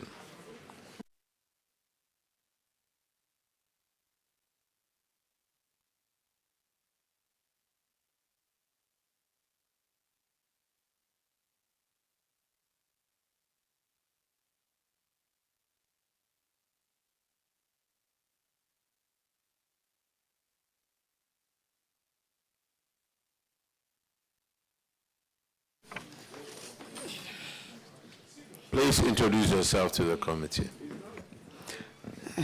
Good afternoon, Mr. Chairman. My name is Abigail Sappo. I'm the General Manager for Aviation Social Center. Good afternoon, Mr. Chairman. My name is Dennis Agbenoevi. I'm the accountant. Thank you.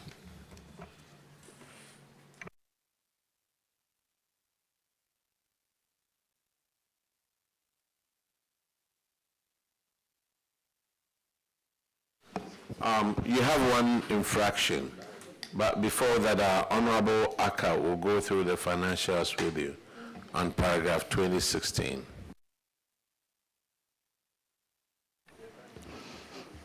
Thank you very much, Mr. Chairman. Your total income increased by 98%, and then your expenditure also went up by 26%, 26.5%. And you made a loss. You reduced your losses, which was not very bad. And then your current ratio is almost the same. So what steps are you taking to make sure that you extricate yourself from the losses that you've been continuously making? Thank you.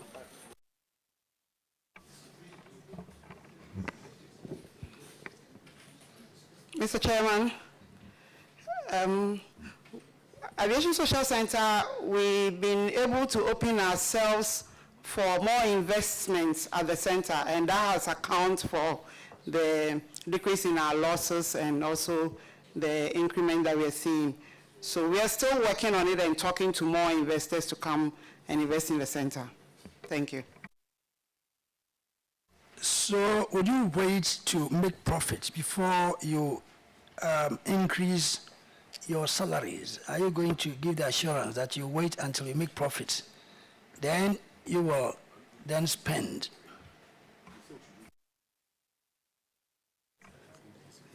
Mr. Chairman, at least we try and do little increments along the way. Thank you.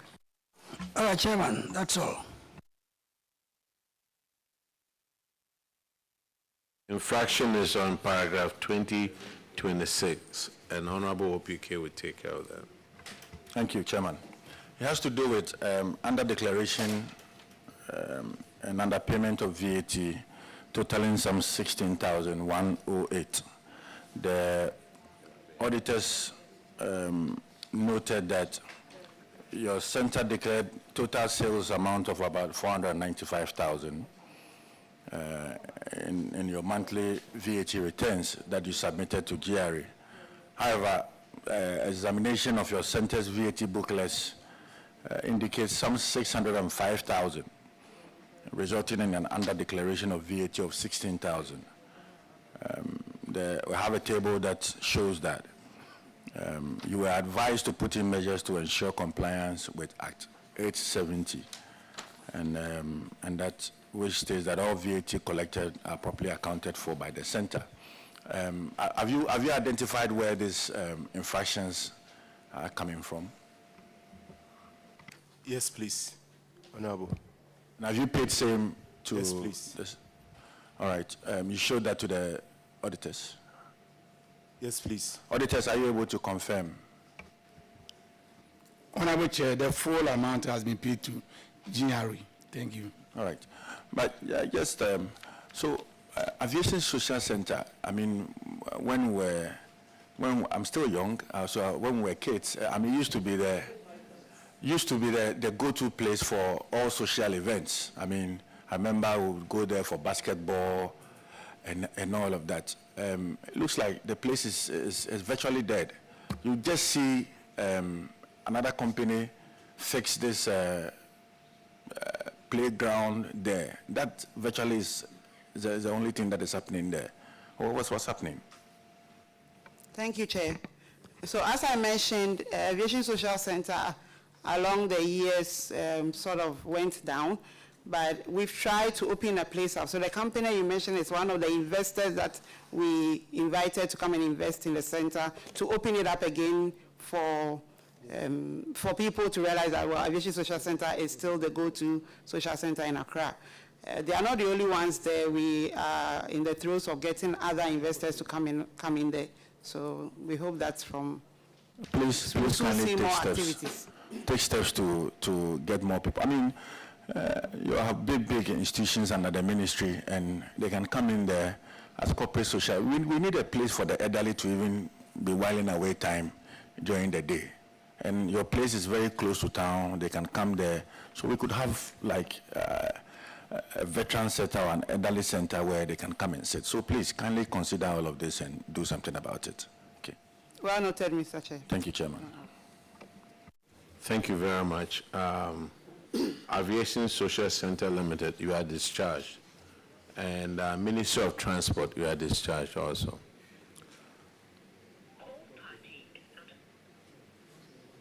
Do we have a NVTI over here, please? I'm sorry, hold on. Airport Clinic. Airport Clinic, Mr. Chair.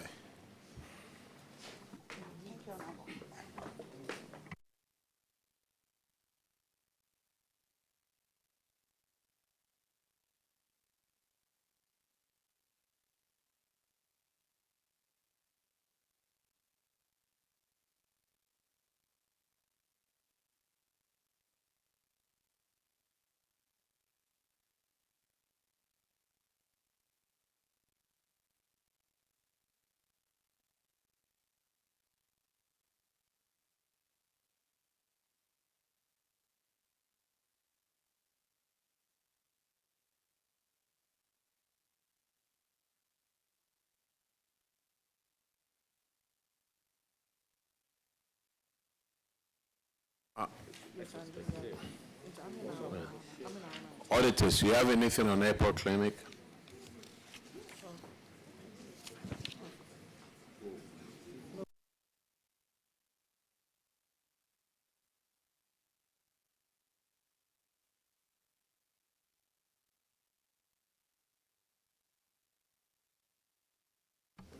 Honorable Chair, paragraph 1332.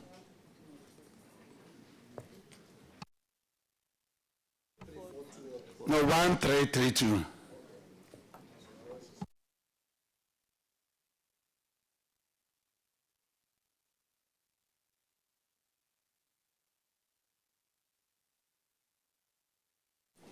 Oh, okay. Yeah, I see that over here with one infraction. Deputy Ranking, you can take care of the financials, please. Thank you very much. Thank you, Minister, for drawing our attention. Sir, with your permission, we would like them to introduce themselves briefly before we kindly start. do that. Thank you, Mr. Chair. Honorable Chair, I'm Dr. Kilian Buampong-Konam. I'm the Director of Health Services at the Airport Clinic. I'm Thomas Ameyao, Director of Finance. I'm Anani Lucas, Administrative Manager. Aren't they working for airport company? So the Airport Clinic is a subsidiary of the Ghana Airports Company Limited. Yes, that was what I was asking. Yes. Airport Clinic Yes. is a Honorable. subsidiary Yes. of the Ghana Airport Company, right? We are, Honorable. And the main company is gone. Okay. Are they here, Ghana Airport Company? I believe they've left. They've left? Yes. When they have a subsidiary, okay. Hey, Abenchuma, hey, though. The grandparent is there. The grandparent that cannot bite because you don't have teeth. Do the financials, please. Thank you. So a review of your financials indicate that while though you are making some profit, there seems to be a decline in the profit that you make. If you make a comparison to that of 2021, there's a decline of 81.8, almost 82%. Are you able to tell us why this sharp decline? Thank you very much, Honorable. Honorable Chair, the decline is as a result of decrease in COVID testing arrangements during that period. In 2021, we rolled out a COVID testing arrangement at the clinic, and we had quite a good patient throughput. But by 2022, the numbers had gone down, and so that would account for the difference. Thank you. Well, I thought as much because I realized I was traveling one day, and I had to rush to your place to do COVID. And the price was quite different from what I got from the Gucci. It was gargantuan in nature. So, okay. So it looks like you have now normalized and you are now... Yes, we have. Yes. But do you accept persons who are not employees of Ghana Airport into your facilities? Honorable Chair, our mandate is basically to attend to emergencies within the airport enclave. So whether you are a passenger, you are just driving through a staff. So aside our parent company, which is the Ghana Airports Company Limited, we attend to other corporate entities, several of them. All right, okay. Yeah. Including the general public. So we're actually open to the general public as well. You're open to the general public? Yes, we are. Yeah. The indication always has been that it's only limited to the Ghana Airport staff. Not at all. And all of that. Okay. Then I think you need to do more sensitization on that so that they can also generate more IGF.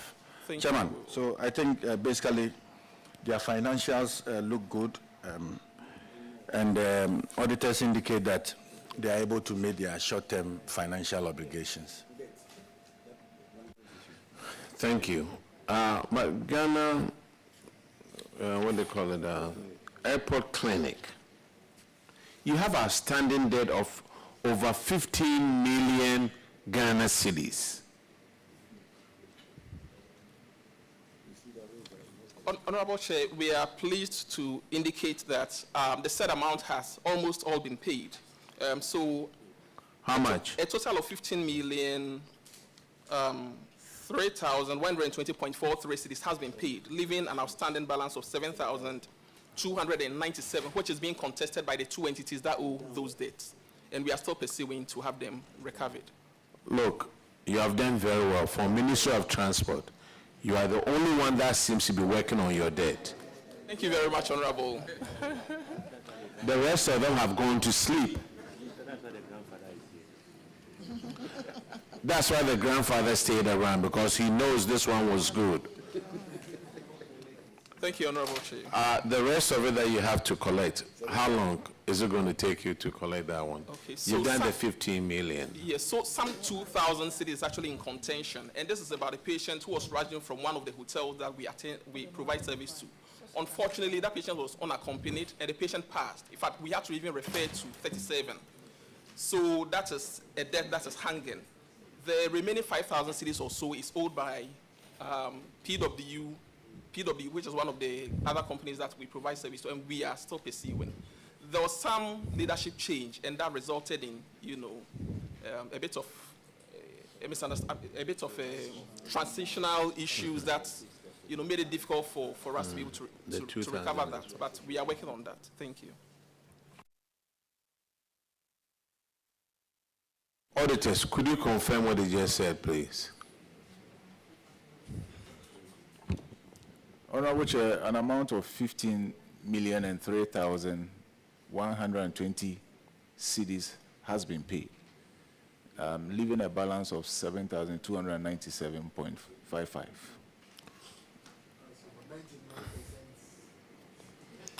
Minister,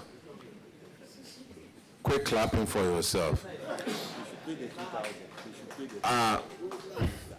Minister, I think the person who passed away, the 2,000, you could probably pay that one. And then the other 5,000, the clinic can go and then pursue that one. With the 2,000, since the person is dead, I think we could probably write it off. All right. Thank you very much, Honorable. Thank you very much. Clinic, you've done well. You are discharged. Thank you, Honorable. The next group is NVTI. Sir, we're grateful for the time. All right.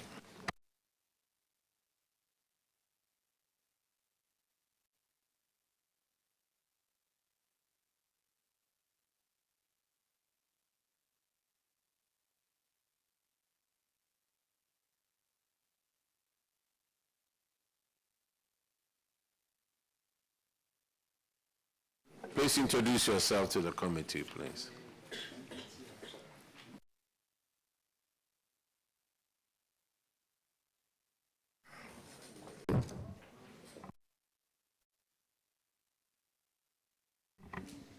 Honorable Chairman, good afternoon, members. My name is Dr. Eric Kofi Adjue. I am the Director responsible for infrastructure planning and development. Honorable Chair, please, my name is Stella Into, Acting Director of Finance, Ghana TV Service. Honorable Chair, good afternoon. Please, my name is Comfortable Furi Angmo, Acting Deputy Director for Finance, Ghana TV Service. All right, thank you very much. Honorable Deputy Ranking will go through the financials with you, please. Thank you, Chairman. NVTI,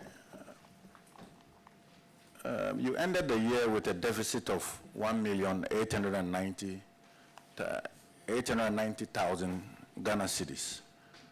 And if you compare this to your performance in 2021,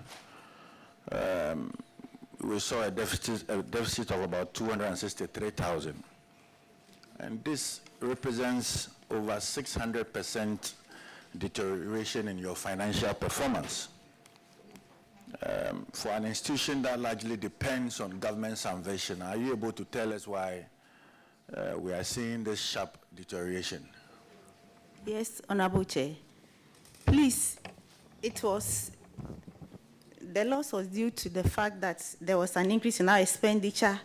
A component related to compensation of employees, and with regard to the compensation of employees, we had clearance to recruit about 170 new staff. And then also we had increase in our administrative costs due to also the fact that we were not able to meet all our revenue target with regard to internally generated funds. And the expenditure component for depreciation alone is almost 1 million, so that's also accounted for. Yes, so if you look at the percentage of increment in your IGF, I see some 5%. But like you mentioned, the compensation for employees is about, there's a sharp increment of about 35%. Yes, please. But what are you doing to bridge the gap? Well, we are doing a lot of publicity with regard to the activities that we undertake, but currently NVTI is part of Ghana TVET service. Yes, it's a part of Ghana TVET service. So, but we are doing a lot of work to increase our IGF so as to, and also prioritizing our activities with regard to expenditure so as to minimize costs. Meaning that you are now merged with the TVET service, you are now under them? Yes, please. Now Ghana TVET, NVTI is part of Ghana TVET service. Okay, so it means that next year we'll not be seeing you, we'll be seeing TVET. You see Ghana TVET. Every staff here is Ghana TVET service staff. Oh, okay. All right. All right. Thank you. Chairman, I think that despite the sharp decline, the auditors indicate that they are able to meet their short-term financial obligations. And now that they are part of the TVET system, probably maybe some more monies will be coming to them subsequent years. Thank you. Thank you, Mr. Chair. Now the management issue to be handled by Honorable Quinster, paragraph 1886. Thank you, Chairman. Lands without title registration certificate.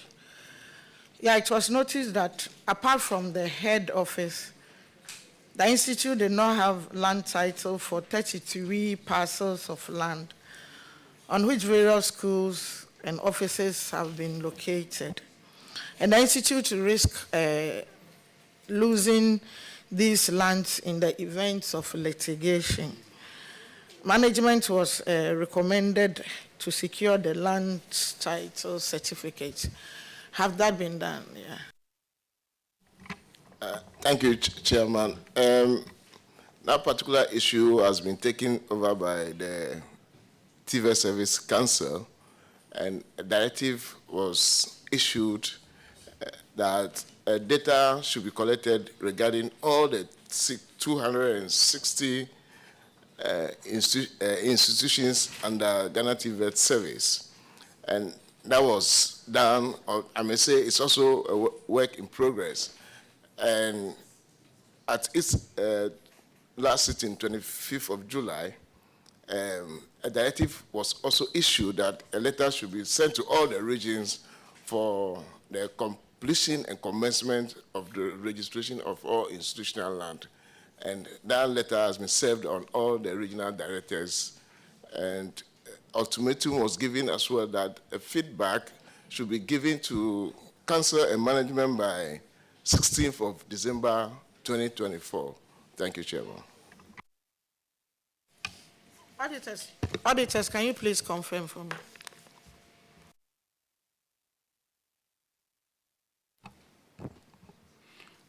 Honorable Chair,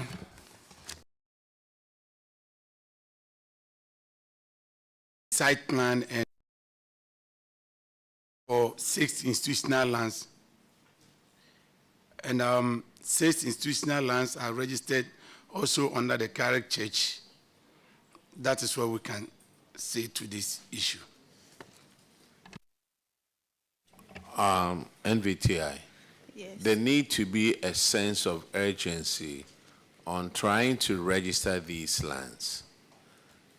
I don't understand why, when it comes to government agencies, we delay on some of these things.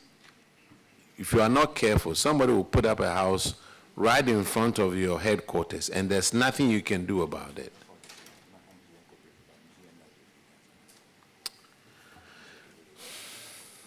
Okay, NVTI, you are discharged. Thank you very much, Mr. Chairman. I call Minister of Trade.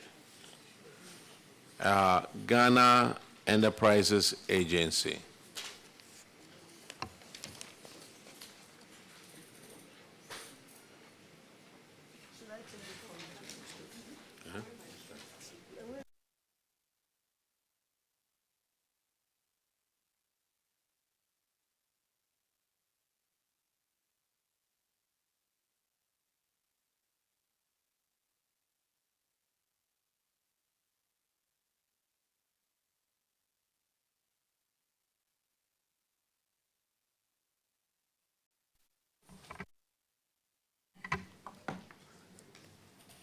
Patrick Yaonimo, Chief Director, Ministry of Trade and Industry.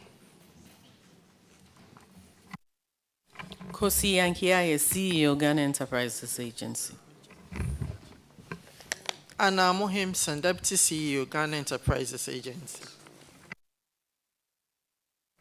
Michael Opoku, Head of Policy Planning, Monitoring and Evaluation, Ministry of Trade and Industry. Bafo Ekufu Ankama, Ghana Enterprise Agency, Director of Finance.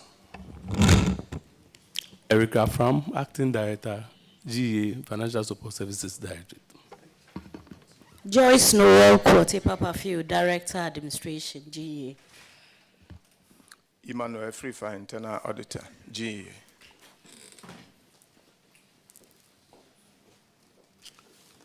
Let's look at your financials, please. Oh, one more person to introduce yourself, right? Two more. Yes, please. My name is Emoda Mienchi. I'm the Acting Director, Human Resource, GA. And who else? You've all introduced yourselves, right? Okay, for the record. Let's look at your financials. Ghana Enterprises Agency. 2021, we go from a surplus of 54 million to 2022, a deficit of 6.4 million. What's going on? Honorable Chair, 2021, getting to the close of the year, there were new collaborating partners that came on board, and for that matter, some funding were received from them, but the funds were not utilized during that period, and the activities took place in 2022 that resulted in the increase in expenditure in 2022, resulting in the deficit that we experienced. Look at cost of goods sold, goods and services. It doubled. And then other expenses went from 136,000 to 26 million.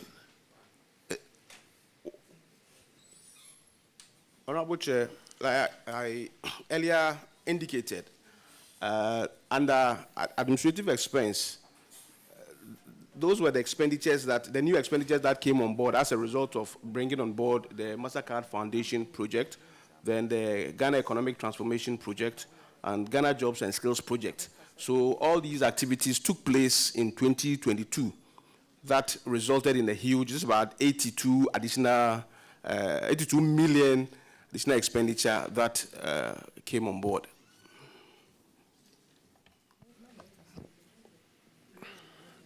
Okay, looking at the current ratio, you can take care of your short-term expenses. So I'll move on to paragraph 2119. And Deputy Ranking will take care of that. GA, it's about unrecovered UDAIF loan. Should I call it ADIF? Is that the right term for that? Yes. And that's about 595,000. The auditors noted that you granted a total of 2,469,160 as loans to 405 businesses under the program. And this you gave in credit loan schemes. And we expected, there was an expected interest of 355,000. However, as of December 2022, you had recovered some 2,229,263.72. leaving an outstanding amount of 595,002. Are you able to tell us if you've recovered this money? So recovery is ongoing. We've actually sent letters out. We've written to Attorney General's Department to help us resolve these issues. And thank you.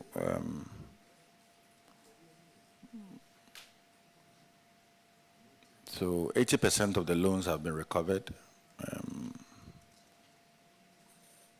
But you still have people who owe you, but you're unable to trace them. Is that the case? I think that currently, what the challenge, it's not about tracing them. We actually know where they are, so we followed up with them. Some of them are even court action has been taken against some of those loan defaulters.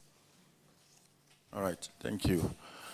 The reason I asked that is that you remember during the COVID, you gave out some monies, and then there's been a drastic change in the telephony sector where if you don't have a Ghana card, so how are you able to track those persons that have lost their numbers in the system? So that's one of the major challenges. So as much as possible, we try and within the district setup to go and find out if they are still within the district's setup. Thank you very much.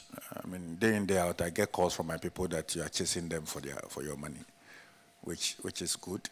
So please kindly continue. Auditors, can you confirm if yes, my people are paying. I should pay for them. Okay. They are paying. I mean, my people, we are business oriented, so we understand loans. Auditors, can you confirm if they've recovered some part of this money, some parts of this money? Honorable Chair, we can confirm that as of 31st December 2023, an amount of 2,255,909.27 has been recovered. Leaving an outstanding? The outstanding we had then was 568,356.85. All right, okay. Maybe the efforts from the Attorney General's Department will be helpful in this regard. Chairman, that will be all for me. Thank you very much. The next infractions on 2124, Honorable Sampson will take care of them. Thank you, Mr. Chair. This has to do with your former staff, Mr. Sefaji, who embezzled 28,000, and the case was referred to Yoko. I think he's been able to pay 15,000, and then there's an understanding of 12,509.13. What is the status now? So, Honorable Chair, we wrote to him again to remind him of his outstanding debt, and a copy of the remainder letter is attached as well. We also contacted the Ghana Police, the Osu branch, to help the agency. And then the police service verbally informed us that the officer informed them that he has a stroke now, so he's paralyzed. And his family was not with him to support him to report at the police station. So we followed up again and will continue to follow up. Did you make any attempt to visit him? Because it means that now they know where he is. Did you try to go there to confirm that he's actually incapacitated or he's down? We've made attempts. It's the phone number that they use to confirm. So we've made attempts because he moved from where he was in the Volta region. He came to law school. We went to the law school to try and see if he was still at the law school. We've made several attempts, so it's ongoing. And we're still in talks with the police. Madam, I told you, said the police said that he's having stroke. So you have identified where he is. And I'm saying that it's not about attempt to. Go and get him, see whether he can pay the money or not. Then we'll pick it up from there. You have referred the case to Yoko. The police have identified the person. The person is sick. He's having a stroke. Get there and see. Whatever happened, then we'll pick it back. If you are ongoing, it won't help us, Mr. Chair. They say it's ongoing, and this is ongoing, I'm not sure. It's the best answer that I'm looking from there. So, Honorable Chair, we'll go and visit and take the evidence. Thank you.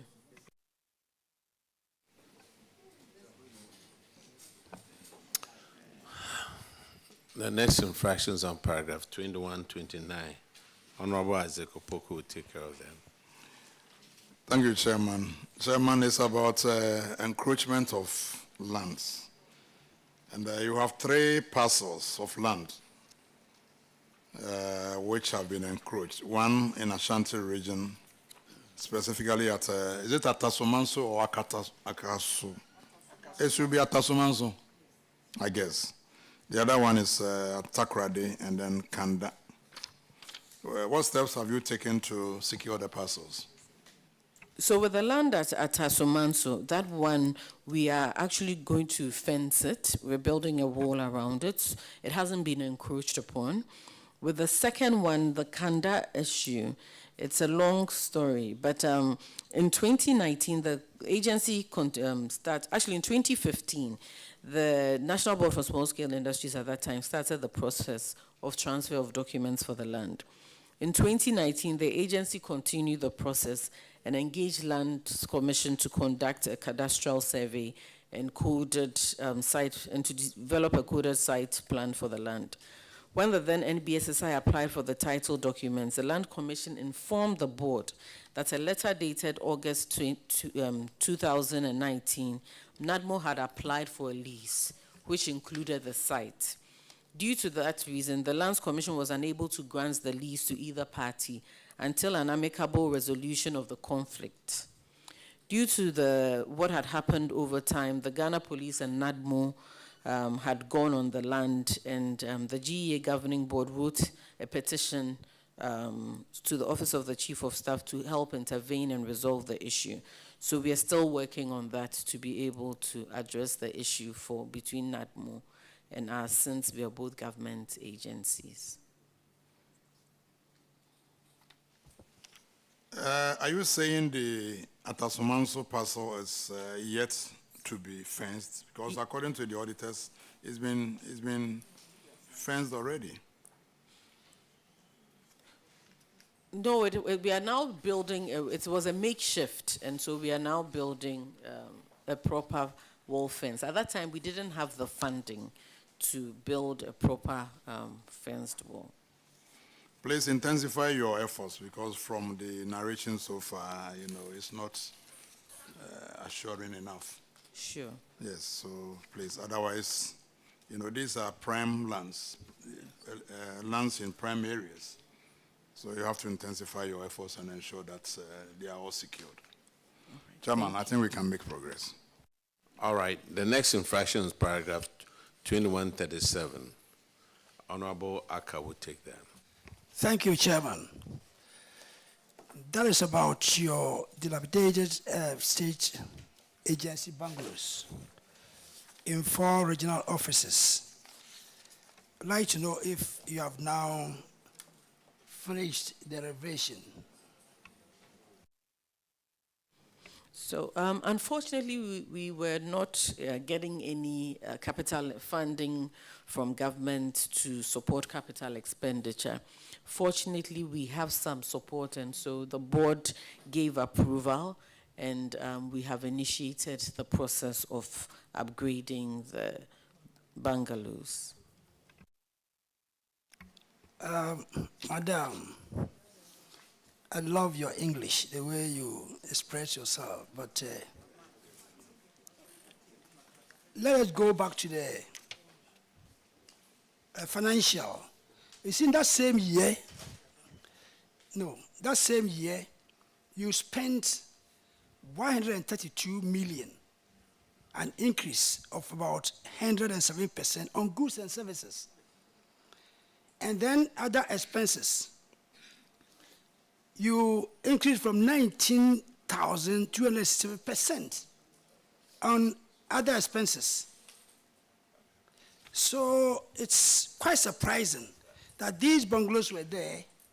You didn't use the money for that. So how did you spend that money on the goods and services? Can you mention some of them? So unfortunately, all the funds that you see are project funding. that are supposed to target specific projects to support beneficiaries and not to strengthen institutional buildings. So that is why we didn't utilize the funds to build or to support bungalows at that time. So what about the other expenses? All these expenses were tied into the project funding. Before the funds are released to us, the project designs, the proposal and the budget which the funder approves, and it all goes towards supporting businesses. So almost all the funds go towards supporting the businesses or supporting the monitoring and ensuring that the businesses that we support are existing.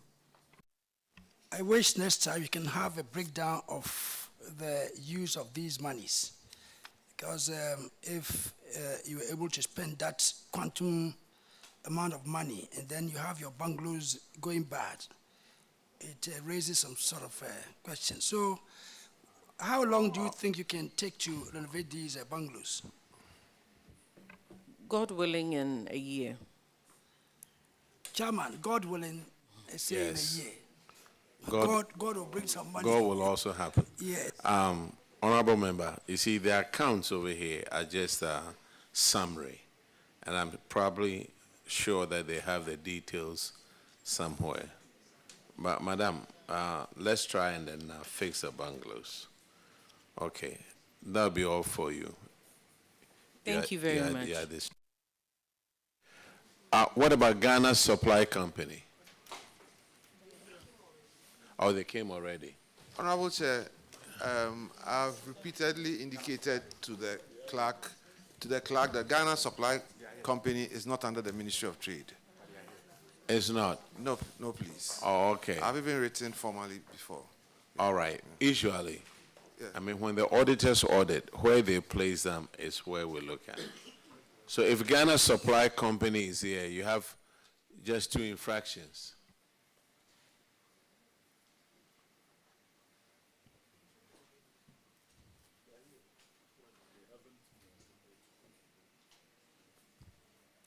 Please introduce yourselves to the committee.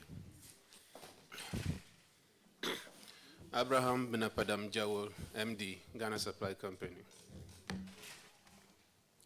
Claudia Konkuri, Finance Manager, Ghana Supply Company. Paul Kwekusechi, Internal Audit Manager, Ghana Supply Company. Okay, Honorable NX will look at your infractions. 2160, please. Thank you, Chairman. 2160 is on financial performance. So Ghana Supply, your performance from 2021 to 2022 indicates a decline in your profit from 3.3 million to 2.8. But looking at, can you first tell me what constitutes your other income?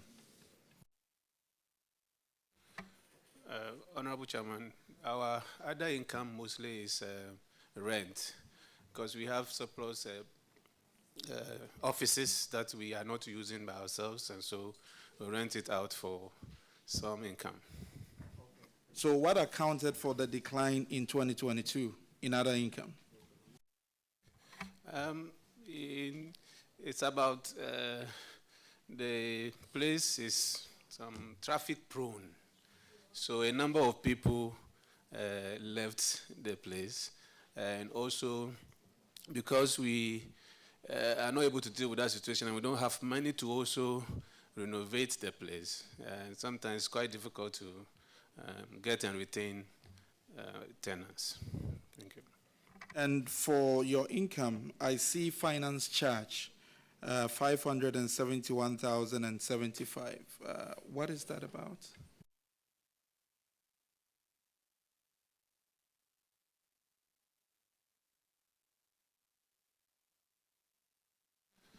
The finance charge, I don't know if there was a breakdown, but I really don't. This is coming as an income, so that is why I want to understand. Maybe you have some breakdown which would bring some clarity. I don't know how, because I don't have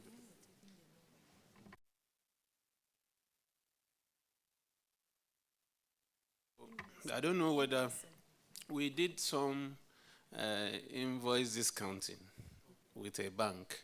And so when you present the invoices, they pay a certain percentage, 70% of it is paid to you, and then you can use to work, and after that, you pay through the same system. Once the money hits the account, then they take, and yeah, thank you. Narration was a bit confusing, but at least that brings some clarity. Financial position, your current ratio has improved, and I think you can still do more on that. Yeah, thank you. Mr. Chairman, I will yield to you.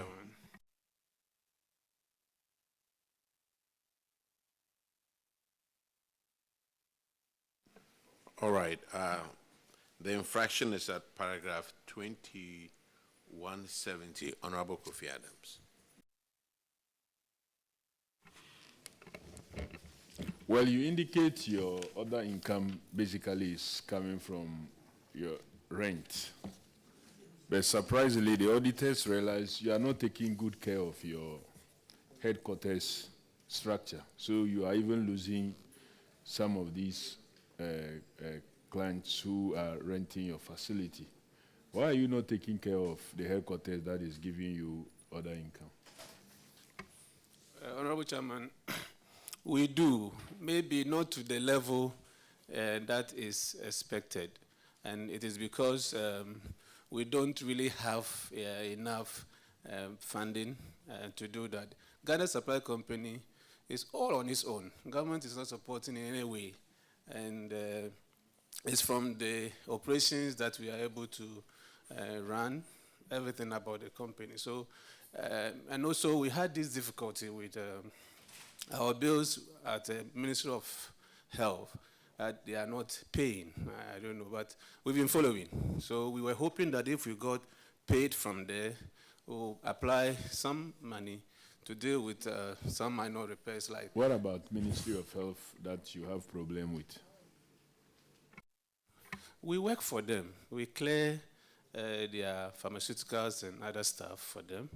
And normally you do that and they'll pay afterwards.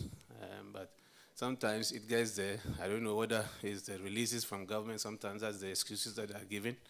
And so payment does not come as expected. And that's the problem.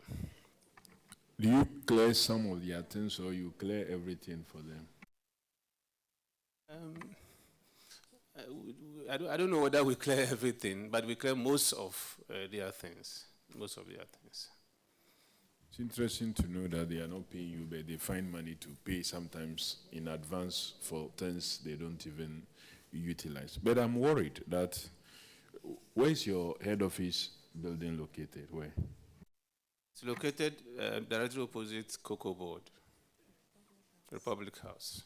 So it's a very prime area that if you should renovate it and put it in a good state, there's no way you lose clients. Absolutely.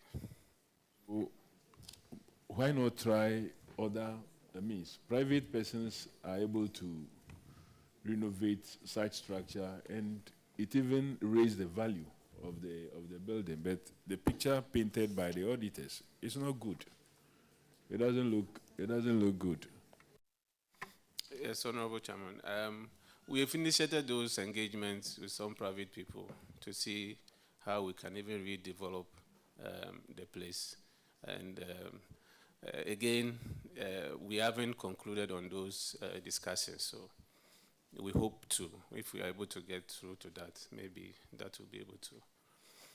Well, do that engagement, but I don't support any engagement that will let you losing any part of your building to anybody. Whatever engagement it is, it should give you full ownership of the facility. That type of engagement where before you hear a huge percentage is given away and something little is left, I don't buy it. It's possible to be able to do something that will still maintain the full ownership of the facility. Mr. Chairman, auditors, Well, is there anything for you to say, listening to the cry, that I cannot ask you to confirm anything, but to ask Mr. Chairman that we have heard the lamentation, so we can only continue hoping that something will happen next time.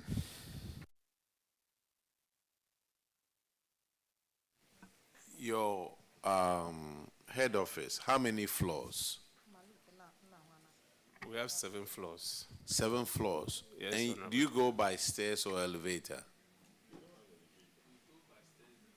No, please, use a microphone. Yes, we go by stairs and also by an elevator. Does the elevator work? Yes, it does, Chairman. Huh. Sir, do something about this office. You will get people who will come and rent it from you. Now you have 8 abandoned vehicles. What has happened to these vehicles? Honorable Chair, the vehicles, 5 of them are actually in use, though they are old enough to have been probably disposed. But because we don't have money to replace them, we are managing them. It's quite maintenance intensive, but we're managing them. The other 3, which were out of repair, we have sought the permission of the board and have disposed same to some interested staff. We've done that. You've auctioned them? Yes, Honorable. What process did you go through in auctioning these vehicles? We applied to STC to come and value them. Yes. Which they did. Then we advertised internally because we wanted to dispose them to the staff. And then people who showed interest, it was also open. It was sealed envelopes. After that, it was disposed. But sir, that's not the procedure in auctioning cars. That's not the procedure. Do you know what the procedure is? Yes, an auctioneer and stuff like that. But because they were so deteriorated, and then we saw the permission from the board. Sir, find out how you auction these cars, because the next time you are going to be charged with causing financial loss. Yes, you have to set up a committee for them to go through all this, and then you present the evaluation to the committee before you sell it off. Absolutely, Honorable. That's how it went through. That's how it went through, Honorable. Thank you. So anyway, the auditors will be there to find out how you dispose of these. So you are using these vehicles even though you don't have money to fix them. Honorable Chairman. Should, I was going to ask a question, but since it's on national television, I won't. Thank you. Why? No, I won't. No, because if you look at the buildings, if you look at the vehicles, the question is, Ghana Supply Company, what is it? What do they do? Should it be merged with something else? Chairman, which ministry are you under? Honorable Chair, we are under Ministry of Finance. Ministry of Finance. Yes. So, and what is your job? What's your role? Very brief, anyway. We do clearing at the ports, and also some haulage and warehousing. Okay. Now, are you getting jobs from Ministry of Finance? Do you do the jobs for Ministry of Finance? Do you clear for them? No, we don't. Why? Not even aware they have, goods for clearance. We don't do work for them. So which ministries do you do haulage or clearing for? Mostly we clear for Ministry of Health and other government institutions that use our services. We do. But if I know the clearing business, when you go, you pay money before you clear. So whose money do you use to clear? So that is where the issue is, pre-financing. You have to get the money. You have money to pre-finance Ministry of Health. Yes, sometimes we are able to do that. And because the payment is not coming, it becomes quite difficult. Then why do you pre-finance them? They don't pay you, but you are pre-financing them. You see, sometimes the advances and perishables and all of that. So we've written to them and we are following. That's my candid opinion. I'm being frank with you. Those days that you were set up, it was good. It was a viable company. But now, looking at the kind of environment we are in, where some ministries, organizations themselves have clearing units or forwarding units. Those that don't have so many private organizations with the necessary professionals doing it. I think you should make a case to the ministry that they should deploy you or something like that, because you are not making money, and you are virtually not being used. Let me put it that way. The ministries are not using. If they were using, you'd be good business, but they are not, and there's no case for them to do that. Even though you may be having a law that says that they should do it for. They are not doing it. So my kind of view that they should clear this your organization. It has outlived its usefulness. Thank you, Honorable Chairman. On the contrary, if you see the trajectory, the financials, if it's lack of support, really, if we had support, we should be able to do better. And we even My point is that we have the professionals, Excuse the private me, people. They are just individuals who Hold don't on, even hold have. on. Yeah. Hold on. My point is that it's not an issue of you having the professionals. They are bound. That is number one. Number two, if you were getting the business that you are supposed to get from even 3 key ministries, not to talk about other agencies, you'll be in good business. But if you are not getting it, and you are there, you are not getting job, the little that you get, you are not able to collect the money. What will happen? So, Honorable Chairman, you can help us to get the jobs from these ministries and others, and I think we'll do better because... Senior, I'm not. You are the managing director of the place, which will come and help you to get the jobs. Why? Then what is your purpose there? Like we said, we are getting the jobs as of now. The problem is the pre-financing. That is the job of a managing director. Who is asking you to pre-finance people? Who is asking you to pre-finance people? Who has more money than you? Okay, Rankin. You are the charge. Thank you. Ladies and gentlemen, we need to stretch our legs a little bit. It's about 1:46.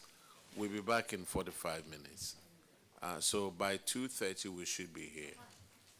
Thank you very, very much. We are, meanwhile, suspended to 2:30.